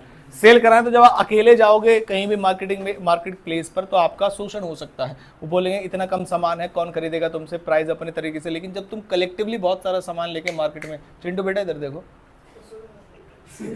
तो ऐसे भी मुड़ जाओगे तब भी सुनोगे, नीचे लेट जाओगे तब भी सुनोगे, तो मुर्गा बना ही देता हूँ फिर से, तब भी सुन लेगा। इधर फोकस। इसकी ना अचानक से दुनिया बदल गई, बताओ कैसे? 5 मिनट पहले जब तक कॉल नहीं गई थी घर पे, दुनिया इसकी थी, कब किसके साथ क्या, कैसे, किसके कपड़े फाड़ने हैं, क्या करना है, ये सब है ना। अब अचानक से दुनिया बदल गई, बेचारा पढ़ने आ गया। तो थोड़ा शॉक में है ना, अभी शरीर जो है समझ नहीं पा रहा है हो क्या रहा है मेरे साथ। नेक्स्ट आ गया कौन सा चैप्टर बताइए? Public private partnership, public private and global enterprises इसके अंदर आता है, जिसके अंदर मेजरली 3 है और तीनों को पढ़ने का सबसे बढ़िया तरीका क्या है बताइए? इनके बीच में डिफरेंस पढ़ लीजिए। सबसे पहले आ जाता है फॉर्मेशन। सबसे पहले क्या लिखा हुआ है? फॉर्मेशन। फॉर्मेशन में आता है डिपार्टमेंटल अंडरटेकिंग में कौन करता है? किसके थ्रू? Government department. अब आइए इसमें स्टेटरी गवर्नमेंट, इसको भी कौन करता है? Special act. और स्पेशल एक्ट कहां पर होता है? क्या इसको आइडेंटिफाई करने में सबसे ज्यादा रोल इसी पॉइंट का होता है जब भी कोई केस स्टडी आती है। उसके बाद नेक्स्ट पॉइंट कौन सा है? By provision of companies act 2013। Next आते हैं किस पे? ओनरशिप पे। ओनरशिप, कंप्लीट ओनरशिप किसकी होती है? गवर्नमेंट की। बेटा बोलो साथ में, कंप्लीट ओनरशिप किसकी होती है? गवर्नमेंट की। उसके बाद स्टेट्यूटरी कॉर्पोरेशन में गवर्नमेंट की, और गवर्नमेंट कंपनी में अब सुनो, दोनों में एक डिफरेंस है, लेकिन यहाँ पर कंप्लीट ओनरशिप गवर्नमेंट की है क्योंकि पूरा पैसा गवर्नमेंट देती है और मना कर देती है बाहर के किसी से पैसा ले मत लेना, यानी ban on taking loan from public. लेकिन क्या यहाँ पर बैन है? Very good. थर्ड पॉइंट कौन सा है? मैनेजमेंट। मैनेजमेंट किसके थ्रू? किसके थ्रू? मिनिस्ट्री के थ्रू। और यहाँ पर मैनेजमेंट किसके? Directors nominated by government. और यहाँ पर किसके? Private person. नेक्स्ट आते हैं यहाँ पर थ्रू कौन सा कैपिटल? कौन सा कैपिटल? Government capital. और ban on taking loan from, इधर आते हैं थ्रू कौन सा कैपिटल? और नेक्स्ट का no ban on taking loan from. Next आते हैं, वेरी गुड। नेक्स्ट आती है अपॉइंटमेंट। ऑल एम्प्लॉइज आर, क्या यहाँ पर सारे गवर्नमेंट एम्प्लॉइज होंगे? नहीं। लेकिन क्या रूल्स अलग हैं? आंसर इज यस, रूल्स अलग है। नेक्स्ट आते हैं अपॉइंटमेंट बाय कौन से रूल्स? कंपनी। यानी गवर्नमेंट कंपनी को आप एक नॉर्मल कंपनी की नजर से देखना, बस एक ही चीज अलग है इसमें कि इसमें मिनिमम पैसा कितना? 51% शेयर जो है वो किसके हाथ में है? गवर्नमेंट के हाथ में। अब गवर्नमेंट चाहे स्टेट गवर्नमेंट हो, सेंट्रल गवर्नमेंट हो या मिलके हो, कुछ भी कोई दिक्कत वाली बात नहीं है। अब आते हैं क्या डिपार्टमेंटल अंडरटेकिंग के पास सेपरेट लीगल एंटिटी होती है? नहीं। वही गवर्नमेंट और वही गवर्नमेंट का लॉस, वही जैसे रेलवे का फायदा गवर्नमेंट का फायदा, रेलवे का नुकसान गवर्नमेंट का नुकसान, ऐसे। तो उसने कहा नो सेपरेट एंटिटी, बाकी दोनों में सेपरेट लीगल एंटिटी होती है। नेक्स्ट एडमिनिस्ट्रेटिव ऑर्डर, क्या डिपार्टमेंटल अंडरटेकिंग होती है? नहीं, उसमें थोड़ी सी होती है और उसमें बहुत होती है। नेक्स्ट आते हैं कहां सूटेबल है? कह रहे जहां पर पूरी कंट्री की सीक्रेसी इंपॉर्टेंट है, क्रूशल है, जैसे रेल तो दूसरे देशों से कनेक्ट भी करती है, वो हमें इंपोर्ट एक्सपोर्ट में भी मदद करती है, वो हमें, क्या मेरी बात समझ में आती है? तो वो हमारे लिए क्रूशल है। पोस्ट ऑफिस कम्युनिकेशन के लिए इस्तेमाल किए जाते हैं, वो भी हमारे लिए क्रूशल है। हमारी आर्मी पूरी कंट्री को सेव करने के लिए की जाती है, वो भी हमारे लिए क्रूशल है। क्या मेरी बात समझ में आती है? नेक्स्ट यहाँ पर क्या है? Where public interest is utmost priority, public को सर्व करने का जहां पर आपका मेन मोटिव होगा वहां पर आप स्टेट्यूटरी कॉर्पोरेशन बनाएंगे, और यहाँ पर जहां पर नॉर्मल जो प्रॉफिट कमाने के लिए होता है। नेक्स्ट इसके कुछ एग्जांपल्स है, एमसीक्यू में आपको देखे जा सकते हैं, वो एक बार आप रीड कर लीजिएगा, ठीक है। नेक्स्ट चलते हैं किसमें? जॉइंट वेंचर क्या होता है? जब एक कंपनी दूसरी कंपनी से मिलकर काम करती है। जॉइंट वेंचर में क्या होता है? यहां पर जॉइंट वेंचर किस तरीके का दिखाया गया है? दोनों एक ही कंट्री के हैं या दोनों अलग अलग हैं? तो जब एक फर्म दूसरी फर्म से मिल जाती है उसे जॉइंट वेंचर बोलते हैं। दो तरीके के जॉइंट वेंचर मैंने आपको पढ़ाए हैं, एक कॉन्ट्रेक्चुअल और एक इक्विटी बेस्ड। कॉन्ट्रेक्चुअल वाला जॉइंट वेंचर ये कहता है कि जब आप काम करेंगे तो क्या कोई नई एंटरप्राइज बनेगी या नहीं बनेगी? नहीं, फर्म 1 और फर्म 2 मिलकर काम करेंगे, लेकिन फर्म नई एंटरप्राइज नहीं बनेंगे, ये दोनों नाम कंटिन्यू रहेंगे। लेकिन जो इक्विटी बेस्ड जॉइंट वेंचर होता है उसका क्या मतलब है? फर्म 1 और फर्म 2 मिल जाएंगे, उनके बाद इनका कोई एग्जिस्टेंस नहीं होगा, सिर्फ किसका होगा? नए नाम से फर्म बनेंगे, इसको बोलते हैं जॉइंट वेंचर। एग्जाम में इसकी थ्योरी भी आ सकती है जिसमें आपको बेनिफिट्स पूछे जाएंगे, और एमएनसी और जॉइंट वेंचर के बेनिफिट्स मोर और लेस सेम है, ये ध्यान रखिएगा आप, ठीक है। जिसमें पहला क्या है? Greater resource and capacity. जब एक व्यक्ति काम करता है तो देखो क्या हो सकता है, यहाँ पर एक व्यक्ति है और छोटी छोटी बहुत सारी मछलियां हैं, लेकिन जब ये मिलके काम करेंगी तो क्या इसको भी डरा सकती है? Answer is yes. इसी कंसेप्ट को बोलते हैं क्या? Greater resource capacity. Second point क्या है? Access to advance technology. बाहर की कोई कंपनी की कंट्री की कंपनी आएगी तो क्या टेक्नोलॉजी भी लेकर आएगी? जैसे मैंने इसमें कुछ एग्जाम्पल्स भी लिखे हुए हैं, हीरो साइकिल ऑफ इंडिया और होंडा मोटर्स ऑफ जापान। क्या मिल गया? Hero Honda. हीरो कहाँ की कंपनी है? इंडिया की। होंडा कहाँ की कंपनी है? जापान की। तो क्या जापान से लेबर लाई होगी या टेक्नोलॉजी लाई होगी? टेक्नोलॉजी लाई होगी। तो इसी को बोलते हैं access to advance technology. Third point क्या है? Access to new market and distribution. जब होंडा जापान से आई तो नई मार्केट मिली उसको, नए डिस्ट्रीब्यूशन नेटवर्क्स मिले जो हीरो के पास पहले से थे, तो उनको यहाँ से फायदा मिला। नेक्स्ट कौन सा पॉइंट है? इनोवेशन। नई नई टेक्नोलॉजी आ रही है तो इनोवेशन करने के लिए आ रही है, अदरवाइज क्यों आती है? Next reduced cost of product. वहां से सस्ती टेक्नोलॉजी आती है और हमारे यहाँ से सस्ते लेबर मिलते हैं। सुनो ध्यान से, वहां पर टेक्नोलॉजी सस्ती है लेकिन लेबर महंगे है, हमारे यहाँ टेक्नोलॉजी महंगी और लेबर सस्ते है। तो क्यों ना ऐसा किया जाए, वहां की टेक्नोलॉजी यहाँ आ जाए और यहाँ के लेबर आ जाए, दोनों ही सस्ते मिल गए तो कॉस्ट ऑफ प्रोडक्शन कम हो जाती है। फिफ्थ पॉइंट क्या है? Six point, well establish brand names का आपको, जैसे मारुति और सुजुकी। मारुति कहाँ की कंपनी है? सुजुकी कहाँ की है? तो क्या मारुति सुजुकी जब कार्स आई तो क्या ऑलरेडी स्टैब्लिश्ड ब्रांड नेम का फायदा मिला सुजुकी को? हाँ। कौन सा ब्रांड नेम? मारुति। उसका चैनल था, नेटवर्क था, बहुत सारी चीजें थी। टाइप्स ऑफ जॉइंट वेंचर मैंने आपको करा दी। नेक्स्ट आया किस पे? पीपीपी। क्या मतलब है इसका? Public private partnership. Public private partnership में गवर्नमेंट लैंड देती है, प्रोजेक्ट देती है। छोटे प्रोजेक्ट्स होते हैं या बड़े प्रोजेक्ट्स होते हैं? बड़े प्रोजेक्ट्स। बड़े बड़े प्रोजेक्ट्स होते हैं जिसमें लैंड कौन प्रोवाइड करती है? गवर्नमेंट। पैसा कौन लगाता है? प्राइवेट। चलाता कौन है? प्राइवेट। प्राइसेस को कौन कंट्रोल करता है? गवर्नमेंट। गवर्नमेंट। टोल के प्राइसेस अगर अपनी मनमर्जी से करने लगे तो भाई पता नहीं कहां पहुंच जाएंगे, तो गवर्नमेंट उसे कंट्रोल करती है। क्या मेरी बात समझ में आती है? ये प्रोजेक्ट्स हाईली रिस्की होते हैं, कम रिस्की होते हैं? हाईली रिस्की होते हैं। हाईली रिस्की क्यों? क्योंकि बहुत ज्यादा समय लगेगा, क्योंकि बहुत ज्यादा समय लगेगा। और मैं बोलूं सेफ इन्वेस्टमेंट है। क्यों? क्योंकि किसके साथ काम कर रहे हो? गवर्नमेंट के साथ। गवर्नमेंट आपका पैसा कभी मारेगी नहीं। हाईली रिस्की है बट इन्वेस्टमेंट सेफ है। क्या मेरी बात? छोटे इन्वेस्टर्स इसे काम में ला सकते हैं? नहीं ला सकते? नहीं ला सकते। बड़े पब्लिक प्राइवेट पार्टनरशिप की जरूरत। आ जाओ बेटा, आ जाओ, जल्दी आ जाओ। छूटेगा नहीं मेरे हाथ से। आ जाओ, आ जाओ। सोच रहा जल्दी जल्दी, जब तक सर इधर देख रहे हैं। आ जाओ, आ जाओ यार जल्दी। नहीं, आलोक तुम सबको बीट करके दिखा देना आज मुर्गा बनने में। थोड़े नहीं मारने भाई, होली का त्योहार है, क्यों मारूंगा किसी को? मुझे मारना होता है, ये दोनों भी ऐसे बैठे होते तीनों है। अरे भाई मेरे काम ही बहुत है। चल चलो जल्दी। अरे यार बात ना मानने पे तो और दिक्कत हो जाएगी भाई। बस चलो 10 मिनट में। अरे 10 मिनट, चलो 5 मिनट। 11:08 हो रहे हैं भाई। 11:13 पे छोड़ देंगे इसको, ठीक है बेटा? अगर रिमोट को कुछ हुआ जान से मार दूंगा। चलो ठीक है, पब्लिक प्राइवेट पार्टनरशिप समझ में। चलो इसके फीचर्स पे चलते हैं। पहली चीज क्या है? Highly priority project. दूसरी चीज, जो पीपीपी के द्वारा बनाया गया है उसमें पब्लिक एट लार्ज को फायदा देने के लिए बनाया गया है, ताकि पब्लिक, जैसे अच्छे अच्छे रेस्टरूम या वॉशरूम्स बनाए जा रहे हैं वो पीपीपी में बनाए जा रहे हैं, मेट्रो बनाई जा रही है पीपीपी में, बनाए हाईवेज बनाए जा रहे हैं पीपीपी में। ये सबका फायदा किसको मिलता है? गवर्नमेंट को या पब्लिक को? पब्लिक। तो पब्लिक को सर्व करने के लिए बनाए जा रहे हैं। क्या मेरी बात समझ में आती है? उसके बाद नेक्स्ट आता है कैपिटल और रिसोर्सेज। पैसा कौन लगाएगा? प्राइवेट। लैंड कौन प्रोवाइड करेगा? गवर्नमेंट। सूटेबिलिटी कहां पर? कौन से साइज प्रोजेक्ट्स पर? Large size. ऑपरेशन और मैनेजमेंट किसके हाथ में रहेगा? गवर्नमेंट के या प्राइवेट के हाथ में? प्राइवेट के हाथ में रहेगा। क्या मेरी बात समझ में आती है? अब आते हैं मेरिट्स। मेरिट्स में पहला पॉइंट क्या है? अट्रैक्ट्स प्राइवेट इन्वेस्टर्स, जो किसकी तरफ देखते हैं? सेफ्टी।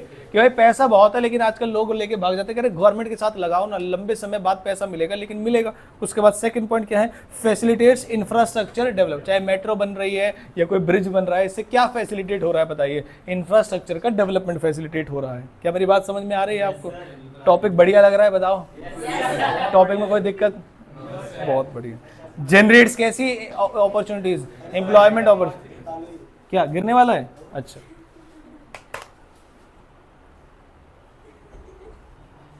भाई थोड़ा मुर्गा बनो ना तुम। क्या कान वान पकड़ते ना मुर्गा बनने में? अभी भाई 1 मिनट हुआ है, 11:08 पे शुरू किया था इसने। जल्दी, और कान पकड़ो। हाँ भाई यार सब बने। नहीं नहीं कहाँ, उसका कहाँ हाथ पकड़ रहा है?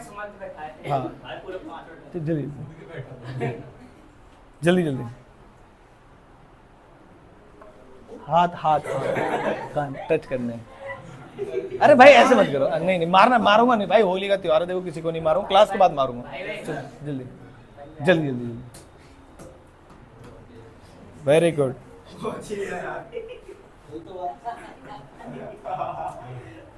contributes to कैसी डेवलपमेंट इकोनॉमी में. पब्लिक और social welfare is the main motive. Public और society at large gets the benefit. Increase in efficiency. Efficiency कैसे बढ़ती है? क्योंकि मैनेजमेंट कौन करता है बताइए जरा? प्राइवेट. मैनेजमेंट कौन करता है? प्राइवेट. इसीलिए एफिशिएंसी बढ़ती है. उसके बाद नेक्स्ट आते हैं किसमें? डीमेरिट्स में. डीमेरिट्स में not suitable for small investors का इसमें कोई काम नहीं है. Very risky since huge funds are involve. Profit motive is ignored. और उसके बाद next lack of flexibility and autonomy in management. अगर आपको लगता है प्राइस बढ़ाने हैं टोल के तो नहीं बढ़ा सकते क्योंकि कौन कंट्रोल कर रहा है? गवर्नमेंट. इस तरीके की बातें की जाती हैं. अब आते हैं किस पे? एमएनसीज. एमएनसीज को पहचानने का एग्जाम में सबसे अच्छा तरीका ये है, या तो वो एडवांस टेक्नोलॉजी बोलेंगे या बोलेंगे जिसमें मल्टीपल कंट्रीज में होता है, जिसका हेडक्वार्टर एक ही कंट्री में होता है. क्या ऐसा कुछ जॉइंट वेंचर में सुना है आपने? ना. तो बिल्कुल अलग है जॉइंट वेंचर और एमएनसी में. तो कह रहे मीनिंग मैंने आपको बता दिया. फीचर्स पे आइए. सबसे पहला क्या है? Huge capital. क्या वहां पर ऐसा ग्रेटर रिसोर्स कैपेसिटी के नाम से था जॉइंट वेंचर में? हाँ. उसके बाद नेक्स्ट कौन सा है? Foreign collaboration. जैसे यहाँ से वहां से टेक्नोलॉजी आ रही थी और यहाँ से काम कर रहे थे हम, उसे कोलैबोरेशन. क्या वहां पर भी एडवांस टेक्नोलॉजी था? हाँ. क्या यहाँ पर क्या है? सेंट्रलाइज कंट्रोल का मतलब उनकी जो जहां से कंट्रोल होता है वो कौन सी कंट्री होगी? हेडक्वार्टर्स. हेडक्वार्टर कौन सी कंपनी में होगा? होम कंट्री में. इस तरीके से. उसके बाद नेक्स्ट कौन सा है? इंटरनेशनल ऑपरेशंस, क्योंकि एक देश से दूसरे देश की बातें यहाँ पर होती है. नेक्स्ट कौन सा है? इनोवेशन. क्या वहां पर भी था? Answer is yes. नेक्स्ट कौन सा है? मार्केटिंग स्ट्रेटेजीज ऐसी होंगी जो उस देश में काम आए सेल करने के लिए. क्या मेरी बात समझ में आती है? ठीक. चलिए उसके बाद आते हैं चैप्टर नंबर किस पे? 4 पे. बैठ जाओ, दोबारा मत करना. बिजनेस सर्विसेज पे. चलिए बिजनेस सर्विसेज अब बात करते हैं. क्या हुआ? कोई बात नहीं. इंटेंजिबिलिटी का मतलब बताइए. क्या आप सर्विसेज को देख और छू सकते हैं? क्या नहीं. बस उसके इंपैक्ट को क्या कर सकते हैं? फील कर सकते हैं. उसके बाद नेक्स्ट पॉइंट आता है, सेकंड पॉइंट, इनकंसिस्टेंस. इनकंसिस्टेंस का मतलब एक ही बार क्या सर्विस प्रोवाइड करके छोड़ सकते हैं या लगातार प्रोवाइड करनी पड़ेगी? लगातार प्रोवाइड करनी पड़ेगी. उसके बाद नेक्स्ट कौन सी है? इनसेपरेबिलिटी. सर्विस को प्रोवाइड करना और सर्विस को कंज्यूम करना क्या अलग अलग किया जा सकता है इस प्रोसेस को? नहीं. जिस समय पर सर्विस प्रोवाइड हो रही है उसी समय पर सर्विस को क्या करना पड़ेगा? रिसीव करना पड़ेगा. नेक्स्ट कौन सा है? Inventory less. सर्विसेज को क्या फ्यूचर यूज के लिए स्टोर कर सकते हैं? आंसर इज नो, नहीं कर सकते. उसके बाद नेक्स्ट पॉइंट, इन्वॉल्वमेंट. जो व्यक्ति सर्विस प्रोवाइड कर रहा है और जिस व्यक्ति के लिए सर्विस प्रोवाइड हो रही है उस व्यक्ति को दोनों को एक समय पर एक साथ होना पड़ेगा. इस कंसेप्ट को बोलते हैं इन्वॉल्वमेंट. अब दो पॉइंट होते हैं, एक होता है इन्वॉल्वमेंट और एक होता है इनसेपरेबिलिटी. दोनों अलग कैसे हैं? मैंने कहा सर्विस प्रोवाइडिंग की प्रोसेस और सर्विस रिसीविंग की प्रोसेस को एक साथ रहना, इसे बोलते हैं इनसेपरेबिलिटी. सर्विस प्रोवाइड करने वाला व्यक्ति और सर्विस रिसीव करने वाला व्यक्ति एक साथ रहेगा, इसे क्या बोलते हैं? इनवॉल्व. अरे भाई जल्दी आओ, टाइम वेस्ट मत करो भाई, जल्दी आओ.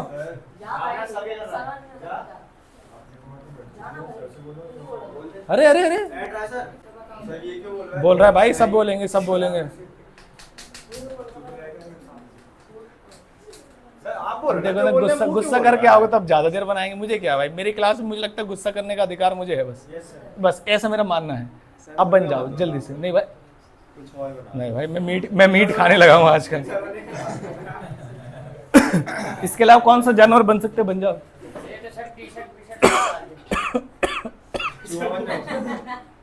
चूहा बन जाओ.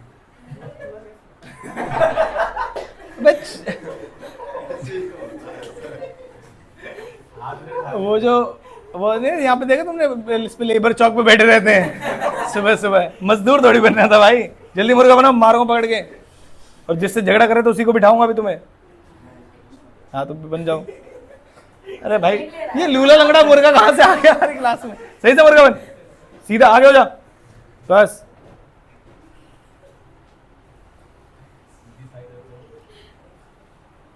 चलिए सर्विसेज पे आते हैं.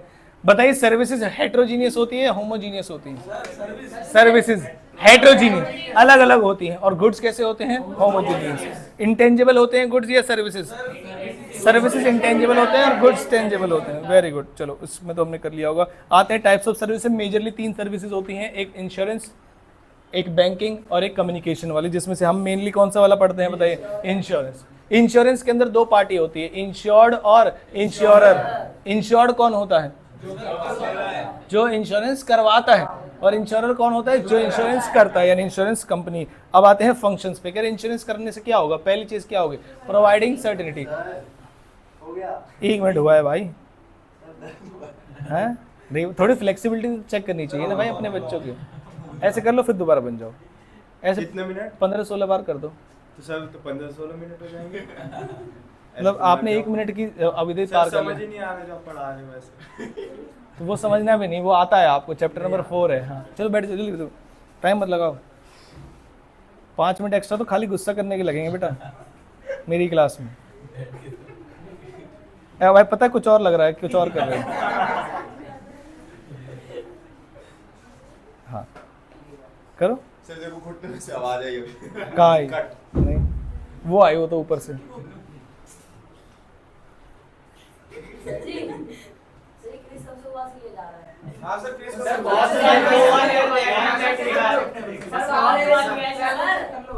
कैमरा चेक कर सकते हो। कर अगला नंबर उसी का है भाई, अगला नंबर उसी का। अब साथ में थोड़ी बिठा दूंगा उसके। चलो कोई बात नहीं, कोई बात नहीं, कोई बात नहीं, कोई बात नहीं। अरे यार जब मैं बोलूंगा तभी तो।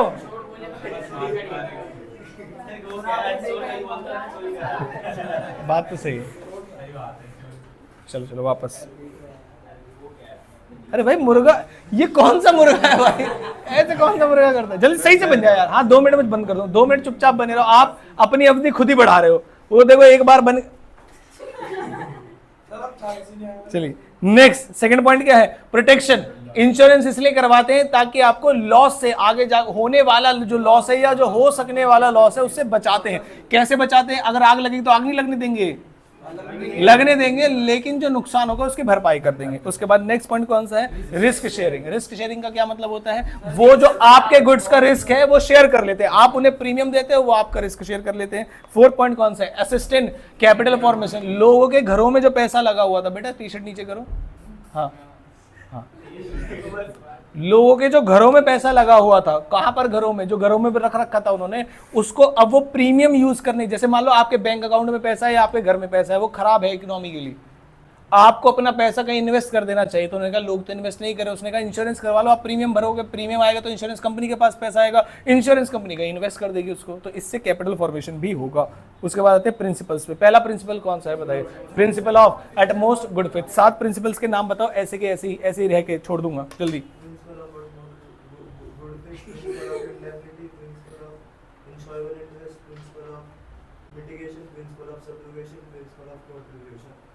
हो गया सर साहब।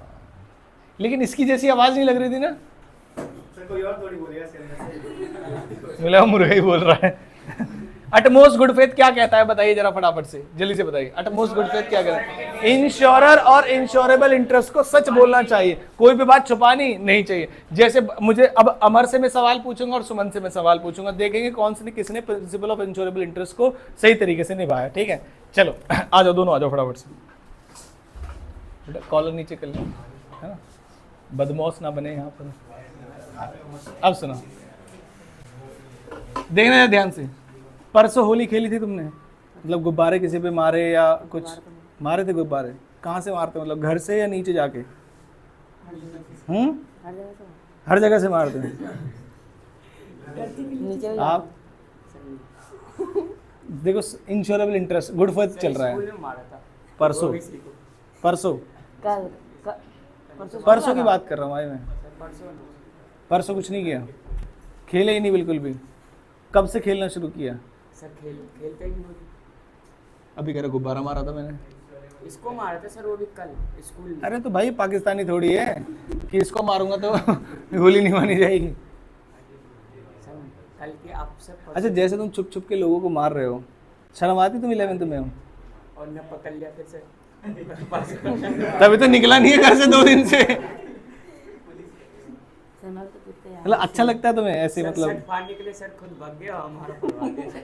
नहीं, जैसे तुम किसी को ऐसे मान लीजिए बैलून मार रहे हो, होली का मतलब होता है जैसे मैं आपको जानता हूँ, मैंने आपको गुलाल लगाया, आपने मुझे गुलाल, यही तो होता है होली का मतलब। मजा नहीं आता। ये मतलब क्या होता है? तुम घर से कोई जा रहा, तुम उसमें गुब्बारा मार रहे हो, ये वो मजा आते हैं ऐसे? मतलब कोई यार लोग जा रहे हैं आसपास ऐसे, तो मेरे हिसाब से तो सही नहीं। हाँ? भाई वो तो 2-3 दिन से मार रहे हैं ना, अभी होली ही थी, कल है होली खेलने वाली। 3 दिन से लोग मार रहे हैं ना, तुम्हारी तरह सब खाली थोड़ी ना है कि घर बैठ जाएंगे। पहले हमें लोग ऑफिस जा रहे हैं बेचारे, कोई खुशी से थोड़ी ऑफिस जा रहा होगा भाई, जबरदस्ती बॉस बुला रहा है, काम करवा रहा है। हाँ जी, बच्चों को मारते हैं। मैंने देखा लेडीज को भी, और जो बेचारे ऑफिस जा रहे हैं उनको भी मारते रहते। तुम कैसे आइडेंटिफाई करते हो किसको मारना है? बच्चा जो लगता है कि हाँ ये नहीं आएगा उसको मार देते हैं। कह रहा है जो लगता है ना ये नहीं आएगा मारने ऊपर उसको मार। और वो कैसे लगता है देखने से? जैसे आलोक जैसा जैसे आलोक तो ये नहीं आएगा ऊपर हमारा तो कर ही इसको नहीं तो पाएगा रहता है। सर। है। बेटा एक बार इसके हाथ लग गए ना दोनों घुमा देगा एक एक हाथ से। क्यों भाई? हमारा तो इसको पूछना है। कब मारा था इसने? अब तो गए। कब मारा था? एक मिनट कब? 4-5 दिन 4-5 दिन? 4 दिन पहले थोड़ी होली थी। सच बताना भाई, इसने गुब्बारा कब मारा? अब बताओ इसकी पिटाई होगी अभी कब? ये सर सर जो तो मतलब वो ट्यूशन से जा रहा है और तुम्हें पता है वो ट्यूशन से जा रहा है। सर अब कहा है तुमने सर बैग में मारता है हमारे बच्चे को। एक भी बच्चे को पूरे खा देने में कोई बैलून मार दे मेरे पास आ जाता ना सर जी तुम। मुझे मारा सर। हैं? मुझे भी तो मारा सर। तुम तो आ जाओ हमारे ट्यूशन के बच्चे को हमारे ट्यूशन के बच्चे को मार रहा है। हमारे ट्यूशन के बच्चे को मार रहा है। सर बैग में कुछ नहीं एक तो लगा है। हैं? बैग में कुछ नहीं लगा। बैग में सर बैग अबे कहाँ पढ़े से लगा सर? जो बच्चा पढ़ने आ रहा है उसको पढ़ने नहीं दे रहा, ट्यूशन के बच्चे को मारता है। खुद पढ़ नहीं रहा जो बच्चा बेचारा शरीफ कंसिस्टेंट कमिटेड बच्चा है, पढ़ने जा रहा है उसे पढ़ने नहीं दे रहा, इसलिए मारा था तुम्हें। छोड़ दो। आया ही नहीं था उस दिन में। आता तो मारा ही नहीं है। हटो, हटो।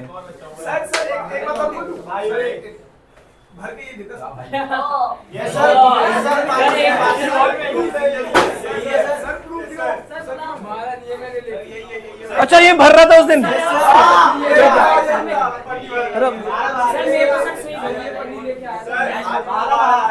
इसको तो मैंने ही पकड़ा था ना पन्नी में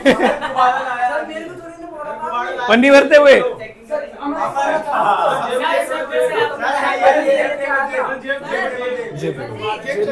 दिखाओ जेब में पैसे हैं बस। पैसे तो पैसे का हम क्या करेंगे यार, तुम और दिखाओ। जेब में नहीं है। तुम्हारी तस्करी यही वो तो अभी मार रहा था मैं। अच्छा गली में मार रहा था। अरे बैठ सुनो तो सही, सुनो यार, अरे सुनो, अरे सुन तो लो, पन्नी लेके आया था सर। अरे सुन तो लो यार, मेरी बात तो सुनो, आप मेरी बात है। मैंने कहा आपकी जेब में कुछ है, कह रहा था कुछ नहीं है सर। तो principle of utmost good faith follow हुआ क्या? नहीं। क्या पढ़ा रहा हूँ मैं तुम्हें?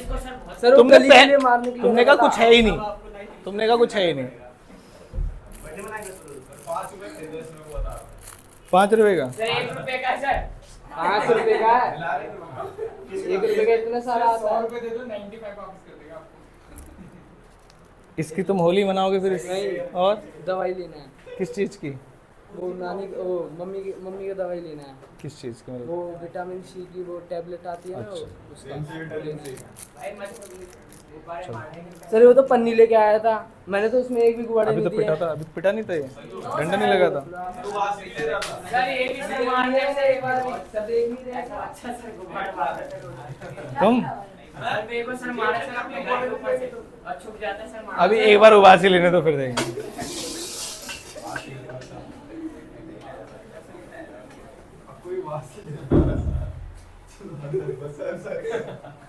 अटमोस्ट गुड फेथ का मतलब समझ में आ गया? अच्छा अटमोस्ट गुड फेथ क्या कहता है? जो बातें हैं सब बता दो, ये कहता है अटमोस्ट गुड फेथ क्या कहता है फिर? इंश्योरेंस के कॉन्ट्रैक्ट से रिलेटेड जो बातें उसे अफेक्ट कर सकती हैं, बस वही वाली बातें यहाँ पर बतानी चाहिए। नेक्स्ट कौन सा है? Principle of insurance. भाई ये बड़ा खतरनाक है। इंश्योरेबल इंटरेस्ट का मतलब होता है आपका उस व्यक्ति में या तो कोई रिलेशन होना चाहिए या कोई लेना देना होना चाहिए, 2 बातें होनी चाहिए। अब आते हैं इंश्योरेबल इंटरेस्ट कब प्रेजेंट होना चाहिए। जैसे लाइफ इंश्योरेंस है, 2 इवेंट होते हैं, जब इंश्योरेंस हो रहा है कॉन्ट्रैक्ट वो होते समय या लॉस के समय। तो इंश्योरेबल इंटरेस्ट में लाइफ इंश्योरेंस में कब होना जरूरी है? कॉन्ट्रैक्ट के समय। कौन से समय पे? कॉन्ट्रैक्ट जब हो रहा है उसके समय पर होना जरूरी है। क्या मेरी बात समझ में आती है? मेरीन इंश्योरेंस में लॉस के समय और आग दोनों जगह लगनी चाहिए, मतलब दोनों जगह पर होनी चाहिए, यानी कि eight the time of contract भी और eight the time of loss भी। दोनों बातें सुनो अमर ध्यान से, क्या बोला मैंने उसे रिपीट कर रहा हूं। इंश्योरेबल इंटरेस्ट प्रेजेंट होना चाहिए लाइफ इंश्योरेंस में किस समय पर? At the time of contract. Marine insurance में at the time of loss जरूरी है, और फायर इंश्योरेंस में at the time of contract as well as at the time of loss, तीनों जगह पर जरूरी है। क्या मेरी बात समझ में आती है? ठीक। नेक्स्ट आते हैं किस पे, principle of indemnity. Principle of indemnity क्या कहते हैं, लॉस की भरपाई। लॉस की, हाथ नीचे कर लो बेटा, आप बेटा इधर ध्यान दो, क्या हो गया हाथ? गुब्बारे सर, गुब्बारे लेकर सर आप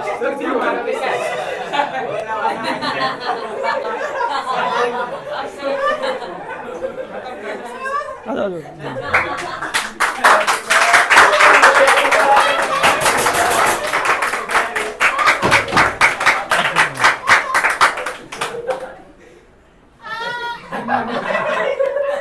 अबे सीधा एक इसका गिरते ही इसमें 4 डंडे लगेंगे अभी।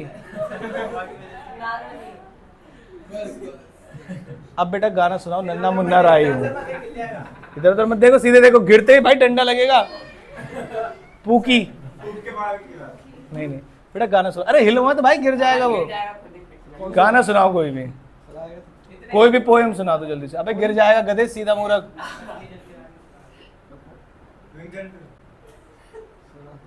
बताओ भाई जल्दी, कोई सा भी जो तुम्हें आता है। हैं? क्या आता है? आता ही नहीं तभी तो। ठीक है, बिजनेस के फीचर्स बताओ। अभी रिवाइज कराए थे, बताओ।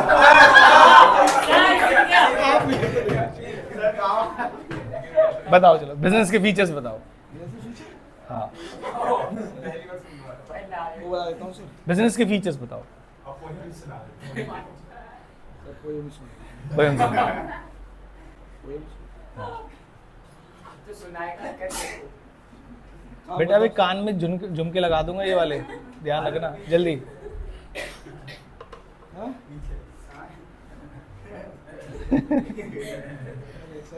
जल्दी बताओ भाई जल्दी, मैं तब तक पढ़ा रहा हूँ, ये ऐसे ही चलेगा क्या?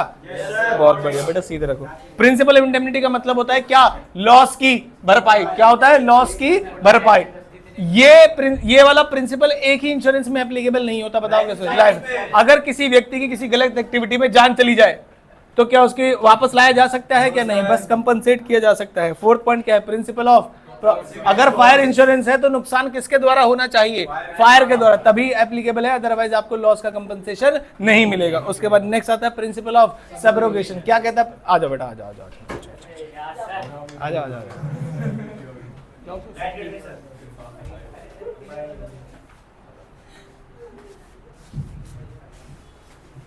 तुम्हारा तो भाई उसका तो कम से कम सपाट था तो रुक भी गया, तुम्हारे में तो दिक्कत ही रहेगी भाई। बहुत बार होगा, ध्यान रखना, घोंसला। या तो तुम 5 मिनट ऐसे ही खड़े रहोगे, या वो वाला गाना सुना दोगे अपने वाला और तुरंत भेज दूंगा। 5 मिनट खड़े रहो। सर टाइम तो बता दो सर। तेरे को दिखा रहा हूँ ना, 11:28 है, ठीक है। इसे बांध भी सकते हैं क्या? गिरेगा कैसे? सर गिरेगा सर, कैसे? गिरेगा कैसे सर? हाँ ये भी, चलो दिखाई दे रहा है आपको? Yes sir. दिखाई दे रहा है?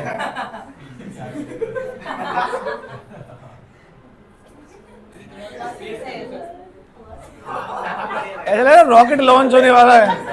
कोई बात नहीं, जब मैं देखूंगा भाई तब, सर आज इसने बात जब मैं देखूंगा तब, वही रूल है ना। हाँ चलिए, प्रिंसिपल ऑफ क्या? सबरोगेशन। सबरोगेशन प्रिंसिपल ये कहता है, बेटा हंसो मत, क्या? नहीं ठीक है, बस। सबरोगेशन प्रिंसिपल क्या कहता है, जरा ध्यान से, एक पैर पे खड़े हो जाओ। सबरोगेशन, हाँ, सबरोगेशन प्रिंसिपल क्या कहता है? सर दो, सर ऊपर वो भी है ना सर। सर एक पैर पे खड़े रहो, एक पैर सर पे, एक पैर पे सर ज्यादा देर। एक बार खड़े तो रहो, बस ऐसे ही रहना, पैर नीचे टच होते ही गाना सुनाओगे, ठीक है।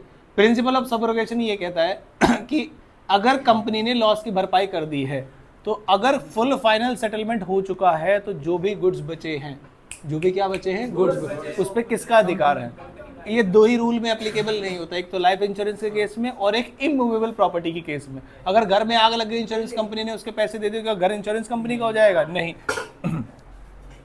अब आते हैं प्रिंसिपल ऑफ, क्या कहता है प्रिंसिपल ऑफ कंट्रीब्यूशन? वो ये कहता है जब एक से ज्यादा कंपनी से आप इंश्योरेंस करवाते हो, क्या करवा सकते हो? Answer is yes. तो जब लॉस होगा तो क्या होगा, फटाफट से बताइए। तो कंट्रीब्यूट करेंगे। क्या कभी ऐसा हो सकता है कि 5 लाख का लॉस हुआ तो 7 लाख रुपए रिकवर हो गए? क्या कभी ऐसा हो सकता है क्या? नहीं। 7 पॉइंट क्या है? 7 पॉइंट क्या है? मिटिगेशन। मिटिगेशन क्या होता है बता, आप बता दो, समझा दो, भेज दूंगा। सर मिटिगेशन मतलब सर केयरलेस बिहेवियर नहीं करना होता, जो सर इंश्योरेंस जिस पे करवाया। केयरलेस बिहेवियर का क्या मतलब है? मतलब सर वो चीज़ हो रहा है तो जितना आपका योगदान है। अच्छा मान लो आग लग रही है तो उसमें पेट्रोल डाल दो, घी डाल दो, क्या योगदान करो मतलब? पानी डाल दो। बात तो सही है, सर आपका अच्छा बोला आपने, आधा ही अच्छा बोला ना। Please sir. हट। सर थक गया सर। सर इंश्योरेंस से एक क्वेश्चन है सर। बताओ। सर जैसे लाइफ इंश्योरेंस कराया है और कुछ साल हमने प्रीमियम भरा है, फिर उसके बाद हमने भरा ही नहीं है, लेकिन ईयर्स कंप्लीट होने के बाद वो पैसे मिलेंगे या नहीं मिलेंगे? भाई उसी को कंसेप्ट को बोलते हैं लाइफ इंश्योरेंस में सरेंडर वैल्यू। क्या बोलते हैं? मान लीजिए मैंने 20 साल का लाइफ इंश्योरेंस कराया सर था। उसको किया ही नहीं। सुनो, मान लीजिए मैंने 20 साल का लाइफ इंश्योरेंस कराया था 2006 में, तो 20 साल कब खत्म हुए? 2026 में। 26 में मृत्यु नहीं हुई, ध्यान से समझना जरा। अब मैंने जो 26 साल से या 20 साल से प्रीमियम भरा वो तो नुकसान हो गया। तो लाइफ इंश्योरेंस लोग इसलिए नहीं करवाते थे पहले के जमाने में, क्योंकि वो देते नहीं थे कुछ वैल्यू। अब क्या होने लगा है, लाइफ इंश्योरेंस में अगर व्यक्ति की डेथ नहीं भी हुई है, अगर व्यक्ति की डेथ नहीं भी हुई है तो भी उसे कुछ ना कुछ पैसे मिलेंगे। उस कंसेप्ट को बोलते हैं सरेंडर वैल्यू। यानी कि आज की डेट में लोग लाइफ इंश्योरेंस को लाइफ को बचाने के लिए ही नहीं, इन्वेस्टमेंट पर्पस के लिए भी करवाते हैं। क्या मेरी बात समझ में आती है? ठीक। अब आते हैं कौन सा डिपॉजिट बताइए? Fix deposit. इसके सारे जवाब तुमने सही दे दिए तो मैं बिठा दूंगा, ठीक है। फिक्स डिपॉजिट में पैसा हम टुकड़ों में जमा कराते हैं, इकट्ठा जमा कराते हैं? इकट्ठा जमा। जब वापस लेते हैं तब? हाँ, मेरी मर्जी है, मैं उसे फिक्स डिपॉजिट को तोड़ के कभी भी वापस ले सकता हूँ, लेकिन after expiry of fix period है या जब मर्जी? फिक्स पीरियड का। क्या बात है। तो चलो फिक्स डिपॉजिट सभी को समझ में आया। हाईएस्ट रेट किस में होता है बताइए? फिक्स डिपॉजिट में। पैसा कब जमा कराते हैं? शुरुआत में इकट्ठा पैसा, लमसम बोलते हैं। क्या बोलते हैं उसको? लमसम बोलते हैं उसको। इकट्ठा पैसा जमा कराते हैं, उसके बाद पैसा जब निकालते हैं तो कब निकालते हैं? After expiry of fix period. और इंटरेस्ट कैसा होता है? हाईएस्ट। उसके बाद नेक्स्ट कौन सा होता है? Current deposit. इसे कौन ओपन कराता है? बिजनेसमैन। इसमें एक फैसिलिटी होती है जो इसे स्पेशल ओवरड्राफ्ट फैसिलिटी, जिसमें आपके अकाउंट में जितने पैसे नहीं भी हैं तो आपका चेक कहीं बाउंस ना हो जाए, उसके लिए बैंक आपको थोड़े बहुत लिमिट से ज्यादा पैसे जो है अपनी साइड से दे देता है। इसे बोलते हैं करंट डिपॉजिट। क्या इसमें इंटरेस्ट मिलता है? नो, इंटरेस्ट नहीं मिलता। उल्टा बैंक चार्ज करता है अपनी फैसिलिटीज के लिए।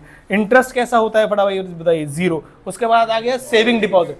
सेविंग डिपॉजिट में पैसा कब जमा करा सकते हैं? जब मर्जी। कितना जमा करा सकते हैं? जब मर्जी, जितना मर्जी। कब निकाल सकते हैं? जब मर्जी। इसलिए इस कंसेप्ट को क्या बोलते हैं? Saving deposit. और इंटरेस्ट कैसा होता है फटाफट से? लोएस्ट इंटरेस्ट होता है इसके अंदर। नेक्स्ट आता है कौन सा?